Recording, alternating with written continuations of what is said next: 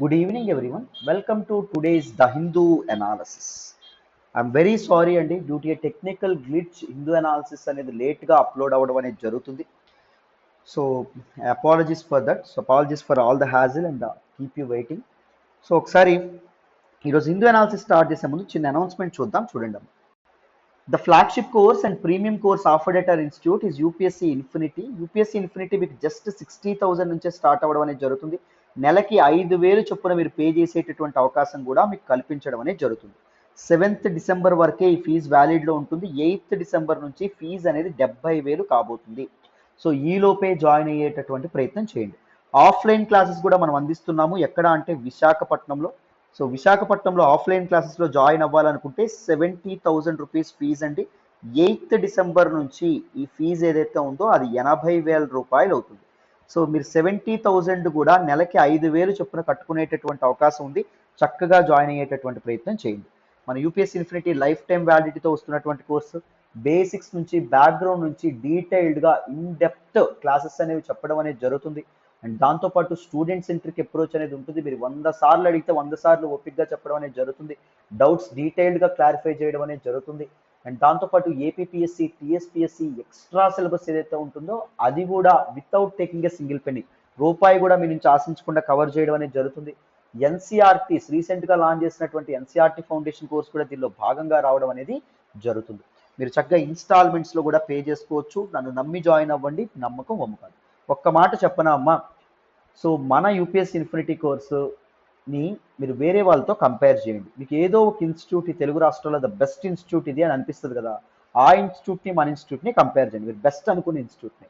Teaching quality compare చేయండి, teaching methodology compare చేయండి, basics నుంచి బ్యాక్గ్రౌండ్ నుంచి డీటెయిల్డ్గా మీకు అర్థమైనట్టు చెప్తున్నారో లేదో కంపేర్ చేయండి, వ్యాలిడిటీ కంపేర్ చేయండి, ఫీజు కంపేర్ చేయండి, ఇన్స్టాల్మెంట్స్ కంపేర్ చేయండి, డెలివరబుల్స్ ఎన్సీఆర్టీస్ కానీ లేకపోతే ఇవన్నీ ఇస్తున్నారో లేదా కంపేర్ చేయండి, బెటర్ కేర్ అండ్ సపోర్ట్ ఉందా లేదా కంపేర్ చేయండి. వీటన్నిటిని కంపేర్ చేసిన తర్వాతే ఒక వైజ్ డెసిషన్ అనేది తీసుకోండి. మన అమ్మ భాషలో తెలుగు భాషలో డీటెయిల్డ్గా ప్రతి ఒక్క ఫ్యాకల్టీ ప్యాషనేట్గా క్లాసెస్ చెప్తారు, మీకు అర్థమయ్యేంత వరకు చెప్తారు. మీరు చక్కగా జాయిన్ అవ్వచ్చు, ఓకేనా. అండ్ ఆప్షనల్స్ కూడా మన ఇన్స్టిట్యూట్లో 4 ఆప్షనల్స్ అనేవి అందించడం అనేది జరుగుతుంది. ఫస్ట్ ఆప్షనల్ వచ్చేసి యాంథ్రపాలజీ. యాంథ్రపాలజీ నేనే హ్యాండిల్ చేస్తానండి. Second sociology. Both anthropology and sociology నేను హ్యాండిల్ చేయడం అనేది జరుగుతుంది. మీకు నాకు టీచింగ్ స్టైల్ నచ్చుతున్నట్టయితే ఇలాగే మనం తెలుగులో మీకు అర్థమయ్యేటట్టు లైవ్ క్లాస్లో మీరు ఎన్ని డౌట్ అడిగినా డీటెయిల్డ్గా చెప్పడం అనేది జరుగుతుంది. థర్డ్ వచ్చేసి political science and international relations. Fourth వచ్చేసి public administration. PSIR and public administration ఏదైతే ఉంటుందో సురేష్ సార్ చెప్తారు, యాంథ్రపాలజీ సోషియాలజీ నేను చెప్తాను. సిక్స్త్ వచ్చేసి Telugu literature. Telugu literature Sitapathi sir చెప్తారు. సో తెలుగు లిటరేచర్ మీ మైండ్లో ఉన్న రీసెంట్గా లాస్ట్ మంత్ క్లాసెస్ అనేవి స్టార్ట్ అయినాయి. సో చక్కగా మీరు జాయిన్ అవ్వచ్చు. And UPSC subject wise courses కూడా మీరు తీసుకోవచ్చు అండి. పాలిటీ కావాలంటే polity, history, economy, geography, ethics, environment, current affairs, prelims, 2022 test series, mains answer writing ఏదైనా జాయిన్ అవ్వచ్చు. ముఖ్యంగా హిస్టరీ చెప్తున్నాను, హిస్టరీ నేనే చెప్తానమ్మా, కథల రూపంలో డీటెయిల్డ్గా చెప్తాను. ఒకసారి శాంపుల్ వీడియోస్ చూడండి, చూసిన తర్వాత డెసిషన్ తీసుకోండి. హిస్టరీ మీరు జాయిన్ అయితే ancient history, medieval history, modern history, post independence history, world history plus art and culture. And వీటన్నింటి తాలూకా బెస్ట్ నోట్స్ కూడా ప్రొవైడ్ చేయడం అనేది జరుగుతుంది. ఇవన్నీ ఎంతకి అంటే జస్ట్ 5,000 రూపాయలు మాత్రమే. 8వ తారీఖు నుంచి సబ్జెక్ట్ వైజ్ కోర్సెస్ 8,000 రూపాయలు అవుతున్నాయి. సో ఈలోపే మన హిస్టరీ కోర్స్ జాయిన్ అయ్యేటటువంటి ప్రయత్నం చేయండి. మీకు మళ్ళీ చెప్తున్నాను, మీకు చాలా వాల్యుడేషన్ ఉంటుంది. అండ్ కరెంట్ అఫైర్స్ కూడా, కరెంట్ అఫైర్స్ బ్యాక్గ్రౌండ్ నుంచి డీటెయిల్డ్గా ప్రతి టాపిక్ ఎక్స్ప్లెయిన్ చేయడం అనేది జరుగుతుంది. సో మీరు కరెంట్ అఫైర్స్ మీరు నేర్చుకోవడమే కాదు, వేరే వాళ్ళకి చెప్పేంత స్థాయికి కూడా మీరు ఎదుగుతారు. నన్ను నమ్మి జాయిన్ అవ్వండి. కరెంట్ అఫైర్స్ చాలా మంది మాన్స్టర్ అనుకుంటారు, but we will try to simplify current affairs for you, ఓకేనా. రైట్. సో మరి హిందూ అనాలిసిస్లోకి వెళ్ళిపోదాం. ఫస్ట్ ఆర్టికల్ డిస్కస్ చేద్దాం, వినండి. ఈ రోజు హిందూ అనాలిసిస్లో మనం మాట్లాడుకునే మొదటి ఆర్టికల్ చూడండి అమ్మా. Butterfly species record increase. Very important article regarding GS paper 3 environment and ఎకాలజీలో మనం మాట్లాడుకోబోయే ఆర్టికల్. ఈ ఆర్టికల్ నేను ద హిందూలోని ఢిల్లీ ఎడిషన్లో పేజ్ నెంబర్ 5 నుంచి సెలెక్ట్ చేసుకోవడం అనేది జరిగింది. జాగ్రత్తగా వింటే క్లియర్గా మీకు ఈ ఆర్టికల్ అర్థమైపోతుంది. బ్యాక్గ్రౌండ్ నుంచి ఈ ఆర్టికల్ని అర్థం చేసుకునే ప్రయత్నం చేద్దాం. But before explaining this article ఒక చిన్న మాటమ్మా, మన హిందూ అనాలిసిస్ వెనక కానీ మన యూట్యూబ్ ఛానల్లో అప్లోడ్ చేసే అన్ని వీడియోస్ వెనక కానీ చాలా ఎఫర్ట్స్ కానీ, చాలా టైమ్ ఆఫ్ ప్రిపరేషన్ కానీ, చాలా హార్డ్ వర్క్ కానీ ఉంటుంది. If you really want to acknowledge your efforts, if you really want to acknowledge your hard work, please do hit that like button and ఎలా ఉంది ఎక్స్ప్లెనేషన్ అనేది comment చేయండి. మీ ఫ్రెండ్స్తో fellow ఆస్పిరెంట్స్తో కూడా మన వీడియోస్ని షేర్ చేసుకోండి. ఒకవేళ వాళ్ళకు కూడా మన ఇన్స్టిట్యూట్లోని క్లాసెస్ ఉపయోగపడతాయి అని మీకు అనిపిస్తే. ఓకేనా నాన్న? మరి ఆర్టికల్ ఎక్స్ప్లెయిన్ చేస్తాను, వినండి. ఈ ఆర్టికల్ మనం అర్థం చేసుకునే ముందు కొన్ని ప్రిలిమ్స్ లెవెల్ ఫ్యాక్ట్స్ అనేవి అర్థం చేసుకోవాలి. అండ్ బటర్ఫ్లైస్ గురించి కొన్ని ఇంపార్టెంట్ ఫ్యాక్ట్స్ తెలుసుకుంటూ బటర్ఫ్లైస్ యొక్క సిగ్నిఫికెన్స్ కూడా మనం అర్థం చేసుకునే ప్రయత్నం చేయాలి. సో జాగ్రత్తగా వినండి. బటర్ఫ్లై, సీతాకోక చిలుకలు అని చెప్పి అనడం అనేది జరుగుతుంది తెలుగులో. So butterflies are actually insects, కీటకాలండి. And they are from the order of Lepidoptera. Lepidoptera అనేటటువంటి ఆర్డర్కి and phylum of Arthropoda, right? వీటికి సంబంధించినటువంటివి butterflies. And butterflies usually have large and దాంతోపాటు బ్రైట్ కలర్డ్ వింగ్స్, అందంగా కనిపించేటటువంటి బ్రైట్ కలర్స్తో ఉండేటటువంటి వింగ్స్, రెక్కలు ఏవైతే ఉన్నాయో అవి మనం చూడొచ్చు, right? And what is the significance of this particular butterflies? Butterflies గురించి మనం ఎందుకు చదువుకోవాలి, అసలు బటర్ఫ్లైస్ ఎందుకు అవసరం ఈ భూమికి కానీ మనకు కానీ అనేది కూడా మనం తెలుసుకోవాలి. Let us try to understand important significance of butterflies. Where there are butterflies, there will be rich biodiversity. And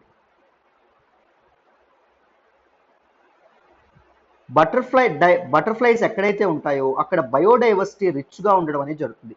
thick vegetation అనేది ఉంటుంది, స్పీసీస్ బ్యాలెన్స్ ఏదైతే ఉంటుందో, బయోడైవర్సిటీ బ్యాలెన్స్ ఏదైతే ఉంటుందో అది కూడా ఎగ్జిస్ట్ అయి ఉండడం అనేది జరుగుతుంది. Abundance of butterflies in any area represents rich biodiversity అని చెప్పి మనం అర్థం చేసుకోవచ్చు. రెండవ ఇంపార్టెన్స్ ఏంటి అంటే they also act as indicator species. ఇవి ఇండికేటర్ స్పీసీస్ గా కూడా యాక్ట్ చేయడం అనేది జరుగుతుంది. Indicator species they indicate something. దేన్ని ఇండికేట్ చేస్తాయంట? Overall health of ecosystem. Ecosystem యొక్క హెల్త్ ఏదైతే ఉంటుందో దాన్ని ఇండికేట్ చేయడం అనేది జరుగుతుంది. ఎందుకు అంటే దీస్ బటర్ఫ్లైస్ ఏవైతే ఉన్నాయో butterflies they will be at the lowest point of food cycle అండి. సో బటర్ఫ్లైస్ అనేవి ఒకవేళ లేకపోయాయి అనుకోండి, బటర్ఫ్లైస్ తినేటటువంటి అదర్ కీటకాలు కానీ రెప్టైల్స్ కానీ ఉంటాయా, ఆంఫిబియన్స్ కానీ, అవి ఎక్స్టెంట్ అయిపోతాయి. అవి ఎక్స్టెంట్ అయిపోతే వాటిని తినేటట్టు ఉంటాయా? ఉండవు. So in the lowest corner of food సైకిల్లో ఉండేటటువంటి కీటకాలు కానీ లేకపోతే దీస్ యానిమల్స్ కానీ దీస్ స్పీసీస్ ఏవైతే ఉన్నాయో ఈ ప్రాణులు అనేవి చాలా చాలా అవసరం అని చెప్పి మనం చెప్పుకోవచ్చు. సో బటర్ఫ్లైస్ ఒక ప్రదేశంలో ఉన్నాయనుకోండి, అక్కడ నిజమైనటువంటి బయోడైవర్సిటీ అండ్ ఎకోసిస్టమ్ బ్యాలెన్స్ అనేది ఉంది అని చెప్పి మనం అర్థం చేసుకోవచ్చు.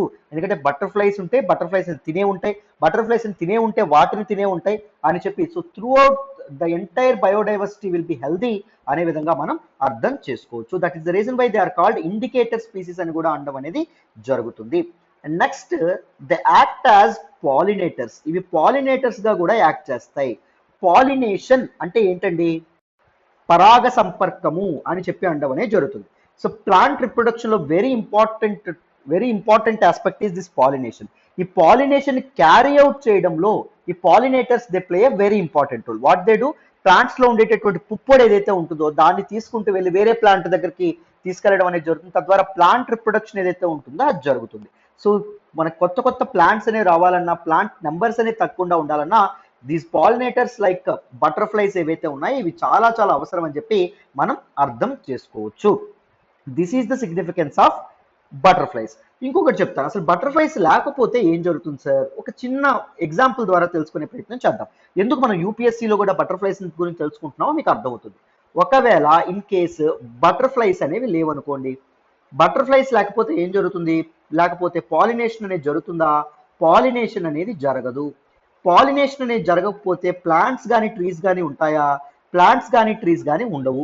Trees acts as carbon sinks అని మీకు తెలుసు.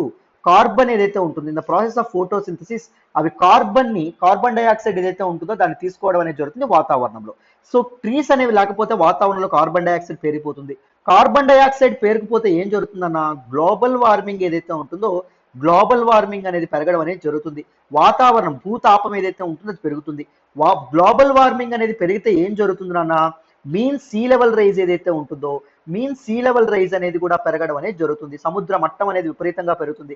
మీన్ సీ లెవెల్ రైజ్ అనేది పెరిగితే మనిషి యొక్క ఎగ్జిస్టెన్స్కే క్వశ్చన్ మార్క్ ఏర్పడుతుంది. మానవుని తాలూకా అస్తిత్వానికే క్వశ్చన్ మార్క్ ఏర్పడడం అనేది జరుగుతుంది. ఇది ఒక థీరీ. ఇంకొకటి చెప్పన, బటర్ఫ్లైస్ అనేవి ఒకవేళ లేకపోయాయి అనుకోండి, పాలినేషన్ అనేటటువంటి జరుగుతుందా? జరగదు. పాలినేషన్ అనేది జరగకపోయింది అనుకోండి, మనకి ఫుడ్ అనేది దొరుకుతుందా? అంటే ప్లాంట్స్ లేకపోతే మనకి ఫుడ్ ఇన్సెక్యూరిటీ ఏర్పడుతుందా లేదా? అంటే సరైనటువంటి ఆహారం అనేది మనకి దొరకదు. సో అప్పుడు కూడా ఏం జరుగుతుంది? మనిషి ఎగ్జిస్టెన్స్ కి క్వశ్చన్ మార్క్ ఏర్పడడం అనేది జరుగుతుంది. ఇంకొక థియరీ చెప్తాను. బటర్ఫ్లైస్ లేవనుకోండి, పాలినేషన్ జరుగుతుందా? పాలినేషన్ జరగదు. పాలినేషన్ జరగకపోతే ట్రీస్ ఉంటాయా? ట్రీస్ అనేవి ఉండవు. ట్రీస్ అనేది లేకపోతే వర్షాలు అనేవి పడతాయా? రెయిన్ అనేది పడుతుందా? పడదు. రెయిన్ అనేది పడకపోతే స్వచ్ఛమైనటువంటి నీరు ఎక్కడి నుంచి వస్తుంది? రాదు. If there is no precipitation, no people ఏమవుతారు? తప్పకుండా సఫర్ అవ్వడం అనేది జరుగుతుంది. సో అక్కడ కూడా మనిషి యొక్క ఎగ్జిస్టెన్స్ కి క్వశ్చన్ మార్క్ ఏర్పడడం అనేది జరుగుతుంది. ఒక చిన్న బటర్ఫ్లై మీద ఎంత జీవితాలు అనేవి ఆధారపడి ఉన్నాయో మీరు అర్థం చేసుకోవచ్చు. అందుకే బటర్ఫ్లైస్ అనేవి చాలా significant for the ecosystem, for the biodiversity అని చెప్పి చెప్తా ఉన్నారు. సో హ్యావింగ్ సెడ్ దట్, అసలు ఈ ఆర్టికల్లో, న్యూస్ ఆర్టికల్లో ఏం రావడం అనేది జరిగింది? Here no survey was conducted in Kerala and which yielded good results అండి. ఆ సర్వేలో మంచి రిజల్ట్స్ అనేవి తేలడం అనేది జరిగింది. సో దాని గురించి తెలుసుకునే ప్రయత్నం చేద్దాం, వినండి. ఏం లేదన్న, న్యూస్లోకి ఏమొచ్చింది అంటే, ఈ 4-day బటర్ఫ్లై సర్వే అనేది కేరళలో కండక్ట్ చేయబడడం అనేది జరిగింది. ఎవరు కండక్ట్ చేశారంట? Kerala forest department and the Travancore nature history society వాళ్ళు కలిపి ఇది కండక్ట్ చేయడం అనేది జరిగింది. ఈ సర్వేలో భాగంగా 3 వైల్డ్ లైఫ్ శాంక్చురీస్ ఏవైతే ఉన్నాయో అక్కడ ఈ సర్వే కండక్ట్ చేశారు. అక్కడ బటర్ఫ్లైస్ ని కౌంట్ చేయడం మొదలు పెట్టారు. ఫస్ట్ వైల్డ్ లైఫ్ శాంక్చురీ ఏంటి అంటే Peechi Vazhani wildlife sanctuary. సెకండ్ది ఏంటి అంటే చిమ్మోని వైల్డ్ లైఫ్ శాంక్చురీ. థర్డ్ది ఏంటి అంటే Chulannur wildlife sanctuary. So 14 base camps అనేవి ఏర్పాటు చేసి 35 delegates from different NGOs and Kerala forest department కలిసి ఈ సర్వే ఏదైతే ఉంటుందో దీన్ని కండక్ట్ చేయడం అనేది జరిగిందండి. అయితే ఈ సర్వేలో బయటపడినటువంటి ఒక ఇంపార్టెంట్ గుడ్ న్యూస్ ఏంటి అంటే this increase in the species numbers. So butterfly species numbers ఏవైతే ఉన్నాయో విపరీతంగా పెరగడం అనేది జరిగిందంట. ఇండియాలో లార్జెస్ట్ బటర్ఫ్లై స్పీసీస్ ఏంటి అంటే సదరన్ బర్డ్ వింగ్ అండి. అండ్ ఇండియాలో స్మాలెస్ట్ బటర్ఫ్లై ఏంటి అంటే బటర్ఫ్లై స్పీసీస్ ఏంటి అంటే గ్రాస్ జియల్ అండి. ఈ రెండు కూడా ఈ సర్వేలో నమోదు అవ్వడం అనేది జరిగింది. ఇది రికార్డెడ్ అని చెప్పడం అనేది జరిగింది. అండ్ కేరళ యొక్క స్టేట్ బటర్ఫ్లై నేమ్ వచ్చేసి బుద్ధా పీకాక్ అండి. సో ఈ బుద్ధా పీకాక్ ఏదైతే ఉంటుందో ఇది కూడా ఈ పర్టికులర్ సర్వే ఏదైతే ఉంటుందో సర్వేలో రికార్డ్ అవ్వడం అనేది జరిగింది అని చెప్తున్నారు. అండ్ దాంతోపాటు other notable species that are found in this particular survey ఏమని చెప్పారంటే Nilgiri grass yellow, this is Nilgiri grass yellow. And దాంతోపాటు ట్రావెన్కోర్ ఈవినింగ్ బ్రౌన్ ఒకటి, అండ్ దాంతోపాటు మలాబర్ ఫ్లాష్ ఒకటి, దాంతోపాటు ఆరెంజ్ టైల్డ్ ఆల్, ఇది ఆరెంజ్ టైల్డ్ ఆల్ అండి, పక్కన మీ పిక్చర్లో కనిపిస్తున్నటువంటిది southern spotted ace and common onyx, ఇవి కూడా కనిపించడం అనేది జరిగింది. అండ్ దాంతోపాటు ఇక్కడ రికార్డ్ అయినటువంటి బటర్ఫ్లైస్లో 23 స్పీసీస్ ఆఫ్ బటర్ఫ్లైస్ ఏవైతే ఉన్నాయో అవి ఆల్మోస్ట్ వల్నరబుల్ స్టేజ్లో ఉన్నాయి. IUCN రెడ్ లిస్ట్లో ఉండడం అనేది జరిగిందంటమ్మా. IUCN అంటే international union for conservation of nature. And Indian wildlife protection act of 1972లో ప్రొటెక్ట్ అయినటువంటి స్పీసీస్గా 63 ఉండడం అనేది జరిగింది. 63 species found in this particular survey are actually protected under this particular Indian Wildlife Protection Act of 1972 అనే విధంగా ఇక్కడ మనకి చెప్పడం అనేది జరిగింది. And one of the major aims of this particular survey is counting the number, counting the species number actually. And second important aim of this particular survey ఏంటి అంటే finding invasive species అండి. Invasive species that poses threat to the indigenous diversity. So మన దేశీయంగా ఉన్నటువంటి ఈ species ఏవైతే ఉన్నాయో butterfly స్పీసీస్కి థ్రెట్గా ఉన్నటువంటి ఇన్వేజివ్ స్పీసీస్ ఏవైతే ఉన్నాయో వాటిని కూడా కౌంట్ చేయడం. What exactly the meaning of invasive species అమ్మా? The species that spread very quickly and undesirably and harmfully. ఈ విపరీతంగా రిప్రొడక్షన్ ద్వారా ఈ స్పీసీస్ విపరీతంగా పెరిగిపోతూ ఉంటాయి. సో అదర్ స్పీసీస్ కావాల్సినటువంటి రిసోర్సెస్ ఏవైతే ఉన్నాయో దట్ ఈస్ ఫుడ్ కానీ ఇవి తీసుకోవడం అనేది జరుగుతుంది. దానివల్ల అదర్ స్పీసీస్ ఎక్స్టెంట్ అయిపోయేటటువంటి ప్రమాదం కూడా ఉంటుంది, వాటికి ఫుడ్ గట్రా మిగలక.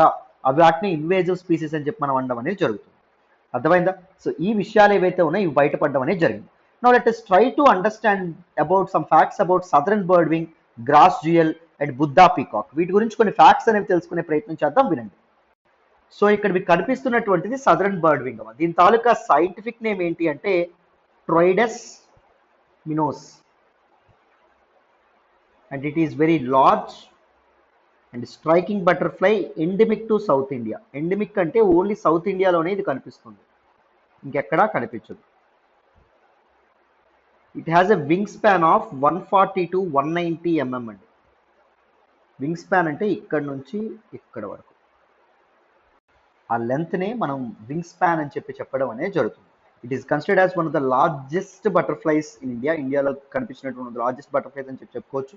అండ్ దీని ప్రొటెక్షన్ స్టేటస్ చూస్తే international union for conservation of nature IUCN red లిస్ట్లోని లీస్ట్ కన్సర్న్గా ఉంది. అంటే we have enough number of this particular southern bird wing.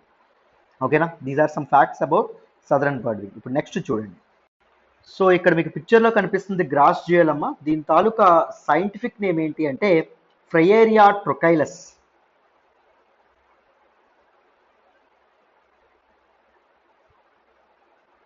which is smallest butterfly found in Africa, Arabia, Southern Europe, India and Southeast Asia ప్రాంతంలో ఇది కనిపించడం అనేది జరుగుతుంది. అదేవిధంగా it is one of the smallest butterfly అని చెప్పుకోవచ్చు. ఎక్కువగా Bulgaria and గ్రీస్లో కూడా ఇది ఎక్కువగా కనిపించడం అనేది జరుగుతుంది. మనకి శ్రీలంక కూడా ఇది ఎక్కువగా కనిపించడం అనేది జరుగుతుంది. IUCN రెడ్ లిస్ట్లో లీస్ట్ కన్సర్న్గా ఉండడం అనేది జరిగింది దిస్ పర్టిక్యులర్ బటర్ఫ్లై. ఓకేనా? These are some facts about this grass jewel. So this is all about this particular article. మీకు డీటెయిల్డ్గా ఈ ఆర్టికల్ అర్థమైందని అనుకుంటున్నాను. మరి నెక్స్ట్ ఆర్టికల్ మాట్లాడదాం, జాగ్రత్తగా వినండి. ఈరోజు హిందూ అనాలిసిస్లో మనం మాట్లాడుకునే నెక్స్ట్ ఆర్టికల్ వచ్చేసి 1160 elephants killed in a decade. Very very important article regarding GS paper 3 environment and ఎకాలజీలో మనం మాట్లాడుకుంటాం. ఈ ఆర్టికల్ నేను ద హిందూలోని ఢిల్లీ ఎడిషన్లో పేజ్ నెంబర్ 8 నుంచి సెలెక్ట్ చేసుకోవడం అనేది జరిగింది. జాగ్రత్తగా వింటే క్లియర్గా ఈ ఆర్టికల్ మీకు అర్థమవుతుందమ్మా, జాగ్రత్తగా వినండి.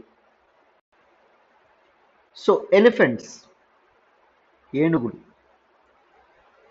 They are part of our culture, they are part of our home, right? Elephants are native to India. Horses, మొన్నే మనం హిందూ అనాలిసిస్లో మాట్లాడాం. హార్సెస్ వేరే కంట్రీ నుంచి వచ్చినాయి, కానీ ఎలిఫెంట్స్ అనేవి ఇండియాకి నేటివ్. అండ్ దాంతోపాటు ఇండియన్ కల్చర్లో ఎలిఫెంట్ అనేది ఒక భాగం. ముఖ్యంగా హిందువులు ఎలిఫెంట్ని ఒక దేవునితో సమానంగా పూజించడం అనేది జరుగుతుంది. సో వినాయకుడు అన్నట్టుగా పూజిస్తారు. బట్ ఎలిఫెంట్స్కి ఈ కంట్రీలో ప్రొటెక్షన్ అనేది లేకుండా పోయింది. ఎలిఫెంట్స్ చాలా వరకు చనిపోవడం అనేది జరుగుతుందంట. What are the main concerns and what are the main threats for elephants? ఎలిఫెంట్స్కి ఉన్నటువంటి కన్సర్న్స్ ఏంటి?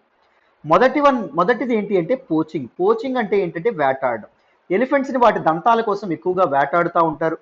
అండ్ దాంతోపాటు మ్యాన్ మేడ్ కాజ్ అయినటువంటి హ్యాబిటేట్ లాస్, అవి ఉండేటటువంటి ఆవాస ప్రాంతాలు ఏవైతే ఉన్నాయో అవి లేకుండా ఉండవడం అనేది జరుగుతుంది. ముఖ్యంగా అడవుల్లో ఉంటాయి కదా ఎలిఫెంట్స్, వాటి ఫారెస్ట్ కవర్ ఏదైతే ఉంటుందో తగ్గిపోతా రావడం అనేది జరుగుతుంది. ఎందుకు తగ్గిపోతా ఉంది forest cover? These human settlements ఏవైతే ఉన్నాయో విపరీతంగా పెరగడం అనేది జరుగుతుంది. These humans are encroaching their habitats, elephants habitats. And దాంతోపాటు హ్యూమన్ ఎలిఫెంట్స్ కాన్ఫ్లిక్ట్స్ కూడా. సో హ్యూమన్స్ వెళ్ళి దిస్ పర్టిక్యులర్ ఎలిఫెంట్స్ ఏవైతే ఉన్నాయి, ఎలిఫెంట్స్ తాలూకు హ్యాబిటేట్స్ దగ్గరగా ఉండడం వల్ల ఈ ఎలిఫెంట్స్ హ్యూమన్స్తో కాన్ఫ్లిక్ట్లోకి రావడం అనేది జరుగుతుంది. దానివల్ల మనుషుల ప్రాణాలు పోతున్నాయి. అండ్ వీళ్ళిద్దరికీ జరిగినటువంటి కాన్ఫ్లిక్ట్లో ఎలిఫెంట్స్ కూడా చాలా వరకు ప్రాణాలు కోల్పోవడం అనేది జరుగుతుంది. అండ్ మిస్ట్రీట్మెంట్ ఇన్ క్యాప్టివిటీ, వాటిని బంధించిన తర్వాత వాటికి మిస్ట్రీట్మెంట్ చేయడం, వాటిని సరిగ్గా చూసుకోకపోవడం, సరైనటువంటి తిండి ఏదైతే ఉంటుందో తిండి కూడా పెట్టకపోవడం. And abuse due to elephant tourism అండి. సో ఎలిఫెంట్ టూరిజం లాంటి ప్రాజెక్ట్స్ అనేవి రావడం వల్ల ఏం చేస్తున్నారు, వాటి తాలూకా స్వేచ్ఛని అండ్ దాంతోపాటు వాటి తాలూకా ప్రాణాలను కూడా అబ్యూజ్ చేయడం అనేది జరుగుతుంది. These are some important aspects అని చెప్పి మనం చెప్పుకోవచ్చు. దాంతోపాటు ఎలక్ట్రిఫికేషన్ అండ్ దాంతోపాటు ట్రైన్స్ కూడా ఆ ఫారెస్ట్ ఏరియాస్లో ఇదవ్వడం వల్ల చాలా ప్రాబ్లమ్స్ ఏర్పడడం అనేది జరుగుతుంది. Though government has taken many initiatives to raise the number of elephants. Some methods మనం చూసుకుంటే strict provisions to arrest these poachers and killers, elephant కిల్లర్స్ని అరెస్ట్ చేయడం కానీ, లేకపోతే declaration and establishment of variant elephant reserves. చాలా ప్రాంతాన్ని elephant reserves గా గుర్తించి అక్కడ కన్జర్వేషన్ యాక్టివిటీస్ ఏవైతే ఉన్నాయో అవన్నీ ఇది చేయడం. కానీ సపోజ్ మన కర్ణాటకలో Mysuru and Dandeli elephant reserves. So ఇండియాలో ఉండేటటువంటి మొత్తం ఎలిఫెంట్స్ 25% ఎలిఫెంట్స్ మన కర్ణాటకలోనే కనిపిస్తాయి. సో కర్ణాటకలో ఎలిఫెంట్ రిజర్వ్స్ ఏవైతే ఉన్నాయో వాటిని కూడా ఏర్పాటు చేయడం అనేది జరిగింది. అండ్ దాంతోపాటు ఇన్వేజివ్ స్పీసీస్ అయినటువంటి లంటానా అండ్ యుపెటోరియం ఇలాంటి గ్రాస్ ఈటింగ్ ఇన్వేజివ్ స్పీసీస్ ఏవైతే ఉన్నాయో వాటిని కూడా కంప్లీట్గా ఎరాడికేట్ చేయడం. సో ఇవి గ్రాస్ తినడం వల్ల గ్రాస్ మీద ఆధారపడేటటువంటి ఎలిఫెంట్స్ ఏవైతే ఉన్నాయో ఆ ఎలిఫెంట్స్కి ఫుడ్ లేకుండా పోవడం అనేది జరుగుతుంది. సో ఇన్వేజివ్ స్పీసీస్ని కట్టడి చేయడంలో కూడా చాలా ఇంపార్టెంట్ మెజర్స్ తీసుకోవడం అనేది జరిగింది. And some measures to prevent man elephant conflicts అనేవి తగ్గించడానికి కొన్ని మెజర్స్ తీసుకున్నారు. బ్యారికేడ్లు కట్టడం కానీ ఇలాంటి మెజర్స్ అనేవి తీసుకోవడం అనేది జరిగింది. అండ్ దాంతోపాటు ఈ సెపరేట్ సెల్ అనేది కూడా ఎస్టాబ్లిష్ చేశారు to study forest fire prevention. So elephants తాలూకు నెంబర్ తగ్గిపోవడానికి ఫారెస్ట్ ఫైర్స్, కార్చిచ్చులు ఏవైతే ఉన్నాయో ఇవి కూడా ఒక కారణం అని చెప్పి మనం చెప్పుకోవచ్చు. అండ్ దాంతోపాటు గజ్ యాత్ర అనేటటువంటి ఒక నేషన్ వైడ్ అవేర్నెస్ ప్రోగ్రామ్ ఏదైతే ఉంటుందో దాన్ని కూడా గవర్నమెంట్ చేపట్టడం అనేది జరిగింది. ఎందుకంటే the necessity of securing elephant corridors, ఎలిఫెంట్స్ని వాటి తాలూకు కన్జర్వేషన్ గురించి ప్రజలు అవగాహన కలపడానికి, ప్రజల్ని సెన్సిటైజ్ చేయడానికి. అండ్ మైక్ ప్రోగ్రామ్ అనేటటువంటి ఒక ప్రోగ్రామ్ని కూడా తీసుకొచ్చారండి, monitoring the illegal killing of elephants. This program was announced in 2003 with international collaboration అమ్మ. అర్థమైందా? So different areas, that is Africa కానీ లేకపోతే అదర్ ఏరియాస్లో, ఏషియాలో అదర్ పార్ట్స్లో ఎలిఫెంట్ కన్జర్వేషన్కి ఎలాంటి ఎఫర్ట్స్ వాడుతున్నారు, సో ఇలాంటివి ట్రాక్ చేయడం ఏదైతే ఉంటుందో ట్రాక్ చేయడానికి మైక్ అనేటటువంటి ప్రాజెక్ట్ని చేపట్టడం అనేది జరిగింది. And governments one of the flagship program that is project elephant. Project tiger లాగానే on line similar to project tiger, project elephant అనేటటువంటి ఒక ఇదేదైతే ఉందో ప్రాజెక్ట్ని కూడా స్టార్ట్ చేయడం అనేది జరిగింది గవర్నమెంట్. ఎప్పుడండి లాంచ్ చేశారు? 1992లో లాంచ్ చేయడం అనేది జరిగింది. It is actually a centrally sponsored schemes are of 3 types. మీ అందరికీ తెలుసు. సెంట్రల్ సెక్టార్ స్కీమ్స్ యొక్క ఫండింగ్ సెంట్రల్ గవర్నమెంట్ మాత్రమే భరిస్తుంది. Centrally sponsored schemes central government ఏం చేస్తుంది? స్పాన్సర్ మాత్రమే చేస్తుంది, స్టేట్ గవర్నమెంట్స్ భరిస్తాయి. అండ్ దాంతోపాటు this particular state sector schemes complete funding ఏవైతే ఉన్నాయో కంప్లీట్ ఫండింగ్ స్టేట్స్ మాత్రమే భరించడం అనేది జరిగింది. సెంట్రల్లీ స్పాన్సర్డ్ స్కీమ్స్లో సెంటర్ ఏం చేస్తుంది? టెక్నాలజికల్ ఎయిడ్ ఇస్తుంది, దాంతోపాటు సమ్ ఫండింగ్ కూడా అందించడం అనేది జరుగుతుంది. సెంటర్ స్పాన్సర్ చేస్తుంది. అర్థమైందా? అది గుర్తుపెట్టుకోండి. దిస్ పర్టికులర్ ప్రాజెక్ట్ ఎలిఫెంట్ ఎందుకంటే తీసుకొచ్చారు? ఎలిఫెంట్ యొక్క హ్యాబిటేట్స్ ఏవైతే ఉన్నాయో హ్యాబిటేట్ ప్రొటెక్షన్ కోసం, వాటి తాలూకా కారిడార్స్ ఏవైతే ఉన్నాయో, తిరిగాడేటటువంటి ప్రదేశాలు ఏవైతే ఉన్నాయో వాటిని ప్రొటెక్ట్ చేయడానికి, అండ్ ఎలిఫెంట్స్కి ఉన్నటువంటి అదర్ థ్రెట్స్ అండ్ ఏవైతే ఉన్నాయో వాటిని రిమూవ్ చేయడానికి. అర్థమైందా? So ministry of environment, forest and climate change వాళ్ళు ఫినాన్షియల్ అండ్ టెక్నికల్ సపోర్ట్ని అందించడం అనేది జరుగుతుంది. ఈవెన్ వీటన్నింటితో పాటు a family called Mahouts also play a very important role in the conservation of this particular elephants అండి. బికాస్ Mahouts అంటే మామటి వాళ్ళు అని చెప్తాం. People they know who work with and ride and tend with ఎలిఫెంట్స్తో మింగిలై వాటిని డొమెస్టికేట్ చేసుకునే వాళ్ళే Mahouts. ఈ Mahouts and their families play a very important role in the welfare of elephants. These are some measures taken by the government of India. మన government ఇలాంటి measures అనేవి elephant conservation కోసం తీసుకోవడం అనేది జరిగింది. రైట్. ఇప్పుడు ఎలిఫెంట్స్ యొక్క కన్సర్న్స్, ఎలిఫెంట్స్ కోసం గవర్నమెంట్ తీసుకున్నటువంటి మెజర్స్ మీకు అర్థమయ్యాయని అనుకుంటున్నాను. మరి ఇప్పుడు ఒకసారి న్యూస్ ఆర్టికల్లోకి ఏమొచ్చిందో డిస్కస్ చేసే ప్రయత్నం చేద్దాం, వినండి. So ministry of environment, forest and climate change వాళ్ళకి ఒక రైట్ టు ఇన్ఫర్మేషన్ అప్లికేషన్ అనేది వచ్చిందండి. ఏంటి? గత 10 ఏళ్లలో ఎన్ని ఎలిఫెంట్స్ అనేవి చనిపోయినాయి, not from natural causes but man made causes అని. అంటే ఇంత మొత్తంలో 1160 ఎలిఫెంట్స్ ఏవైతే ఉన్నాయో ఇంత మొత్తంలో ఎలిఫెంట్స్ అనేవి చనిపోవడం అనేది జరిగిందంట in the last 10 years. A whooping 1160 elephants were killed in the country for reasons other than natural causes కాకుండా అదర్ రీజన్స్ వల్ల చనిపోవడం అనేది జరిగిందంటే in the last 10 years up to December 31st, 2021 అని చెప్పి union ministry of environment, forest and climate change వాళ్ళు reveal చేయడం అనేది జరిగింది. అయితే ఎక్కువ ఎలిఫెంట్స్ ఏవైతే ఉన్నాయో అవి దేని వల్ల చనిపోయాలంటే ఎలక్ట్రిక్యూషన్ వల్ల చనిపోవడం అనేది జరిగిందంట. సో ఎలక్ట్రిక్ వైర్స్ ఏవైతే ఉన్నాయో వాటి వల్ల చనిపోవడం అనేది జరిగింది. ట్రైన్ హిట్స్ వల్ల, ట్రైన్స్ అనేవి గుద్దడం వల్ల 186 చనిపోయాయంట. పోచింగ్ వల్ల అంటే వేటాడడం వల్ల 169 చనిపోయాయంట. పాయిజనింగ్, విషపూరితమైనటువంటి ఆహారం తినడం వల్ల 64 చనిపోవడం అనేది జరిగిందంటే టోటల్ 1160 చనిపోయినాయి అని చెప్పి చెప్తున్నారు.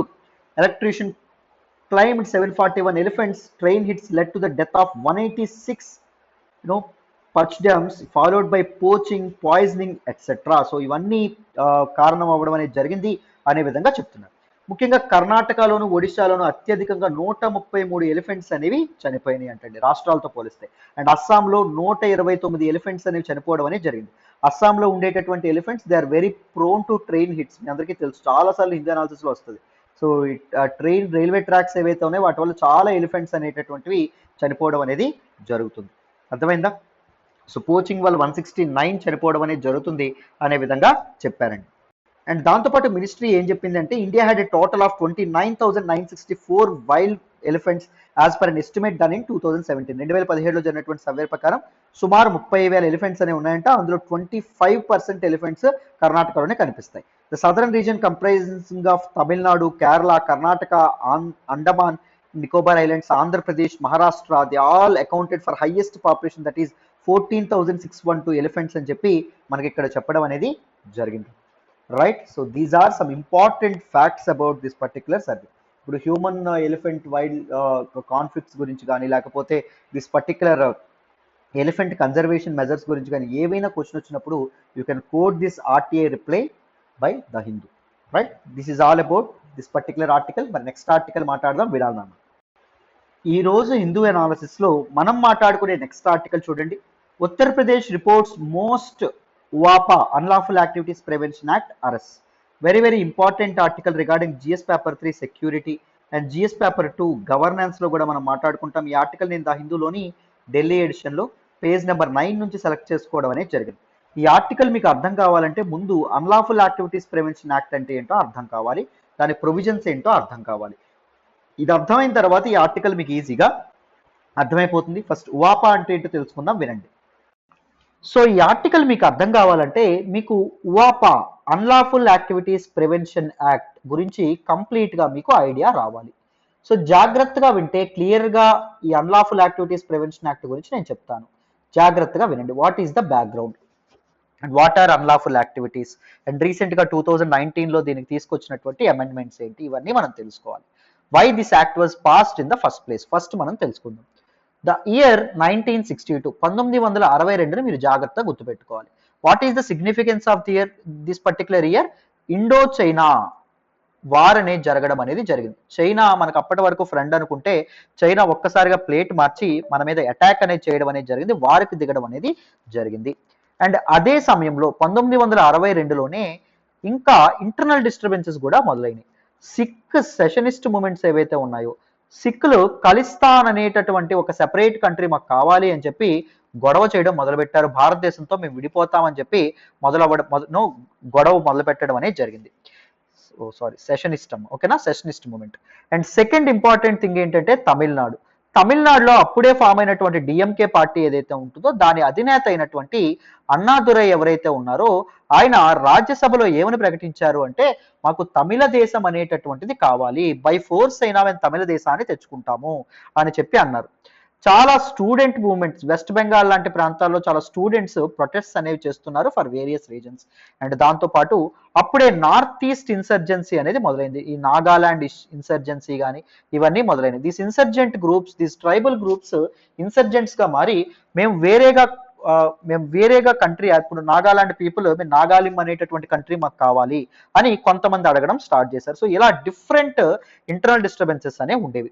ఒకవైపు ఎక్స్టర్నల్ డిస్టర్బెన్సెస్ తో భారతదేశం బాధపడుతుంటే ఇంటర్నల్ డిస్టర్బెన్సెస్ కూడా దానికి తోడవడంతో ఇండియాలో స్టెబిలిటీ, పొలిటికల్ స్టెబిలిటీ కానీ సోషల్ స్టెబిలిటీ కానీ ఎకనామిక్ స్టెబిలిటీ కానీ ఎన్ష్యూర్ చేయడం కష్టం అవుతుంది. సో అదే సమయంలో మనకి నేషనల్ ఇంటిగ్రేషన్ కౌన్సిల్ ఏదైతే ఉందో అది ఏం చెప్పింది అంటే it is the time that we need to bring a very stringent law, strict law ఏదైతే ఉంటుందో దాన్ని తీసుకురావాలి. ఎవరైతే నేషనల్ ఇంటిగ్రేషన్ కి, భారత సమగ్రత ఏదైతే ఉంటుందో దానికి, ఇంటిగ్రిటీకి ఇంటిగ్రేషన్కి ఎవరైతే అడ్డు రావడం అనేది జరుగుతుందో, అడ్డంకి కలిగించడం అనేది జరుగుతుందో వాళ్ళకి పనిష్ చేయడానికి ఒక చట్టం అనేది తీసుకురావాలి. అంటే పార్లమెంట్ ఒక దగ్గర కూర్చొని ఒక దగ్గర చర్చించి అన్లాఫుల్ యాక్టివిటీస్ ప్రివెన్షన్ యాక్ట్ 1967 అనేటటువంటిది తీసుకురావడం అనేది జరిగింది. ఎప్పుడండి తీసుకురావడం అనేది జరిగింది? 1967లో. ఎవరి తాలూకా రికమెండేషన్స్ ద్వారా తీసుకురావడం అనేది జరిగిందండి? నేషనల్ ఇంటిగ్రేషన్ కౌన్సిల్ ఏదైతే ఉంటుందో దాని తాలూకా ఇదేదైతే ఉంటుందో ఐ మీన్ రికమెండేషన్స్ వల్ల తీసుకురావడం అనేది జరిగింది. Now let us look at what are different objectives of unlawful activities prevention act. జాగ్రత్తగా వినాలి నాన్న. Look at different objectives of this unlawful activities prevention act.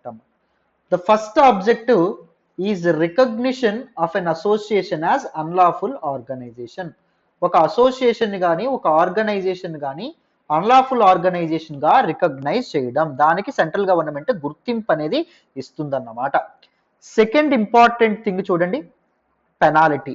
The association or organisation which was recognised as and unlawful organisation they will attract penalty. వాళ్ళకి penalty అనేది రావడం అనేది జరుగుతుంది.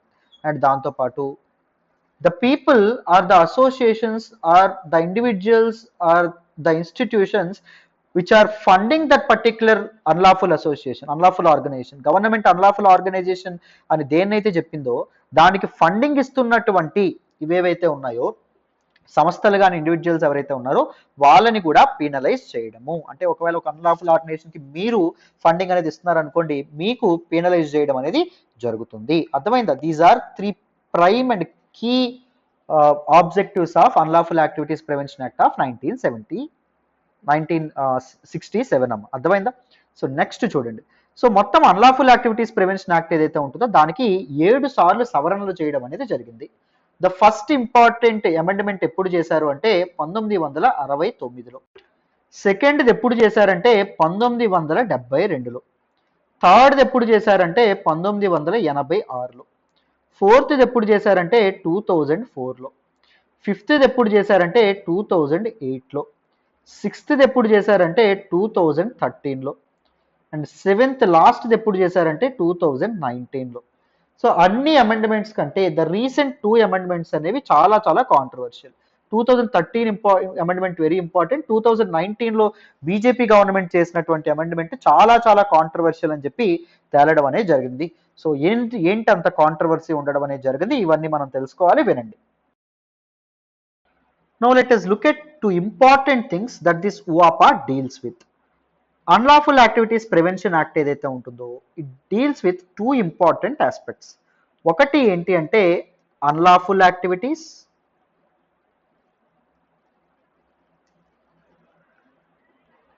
Second one ఏంటి అంటే టెర్రరిస్ట్ యాక్టివిటీస్.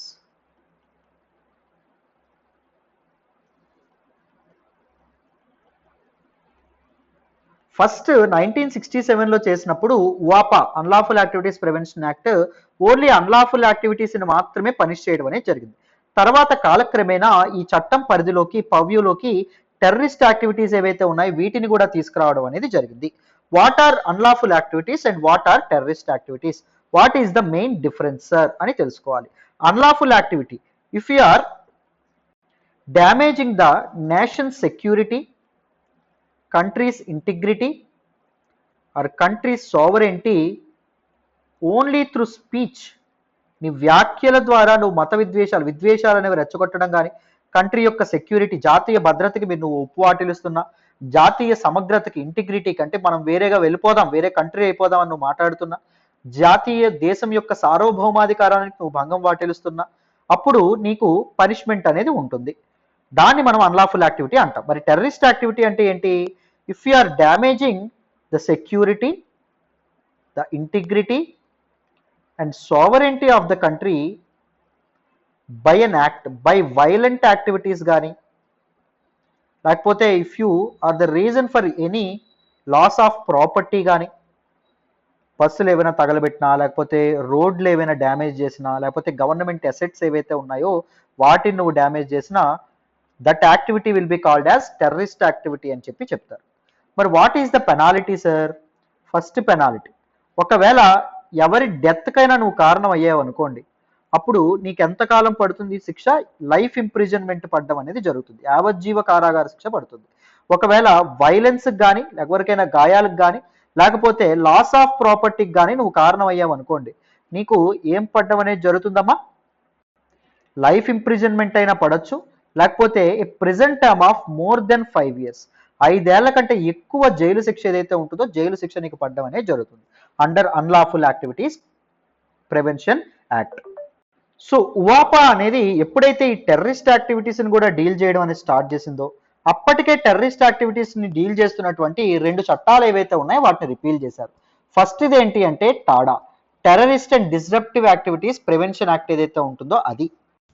అండ్ దాంతోపాటు prevention of terrorist activities పోటా, ఈ 2 ఏవైతే ఉన్నాయో వాటిని రిపీల్ చేయడం అనేది జరిగింది because UAPA is already serving the purpose, UAPA is already dealing with terrorist activities కాబట్టి. ఓపా చేసేటటువంటి పనే ఇంకొకటి చేస్తుందండి. మనకి ఇండియన్ పీనల్ కోడ్ లో ఉన్నటువంటి section 124A, section 124A talks about sedition. జాగ్రత్త గుర్తుపెట్టుకోండి, రాజద్రోహము అని చెప్పి అనడం అనేది జరుగుతుంది.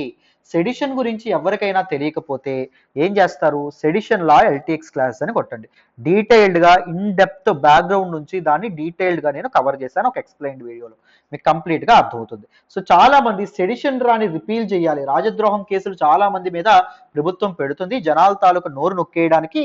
సో ఎవరైతే ప్రభుత్వాన్ని క్రిటిసైజ్ చేస్తున్నారో వాళ్ళ నోరు నొక్కేయడానికి సో సెడిషన్ రాని రిపీల్ చేయాలని అనే వాళ్ళందరూ ఏం చెప్తారు అంటే రీజన్, వాపా ఆల్రెడీ ఉంది కదా అన్లాఫుల్ యాక్టివిటీస్ గురించి మాట్లాడడానికి, మరి సెపరేట్ గా సెడిషన్ లా ఎందుకు అని చెప్పి చాలా మంది అంటారు. There is a debate, sedition law repeal చేయాలా వద్దా అనేటటువంటి డిబేట్ అనేది ఆల్రెడీ మనకి ఇప్పుడు ఉండడం అనేది జరిగింది.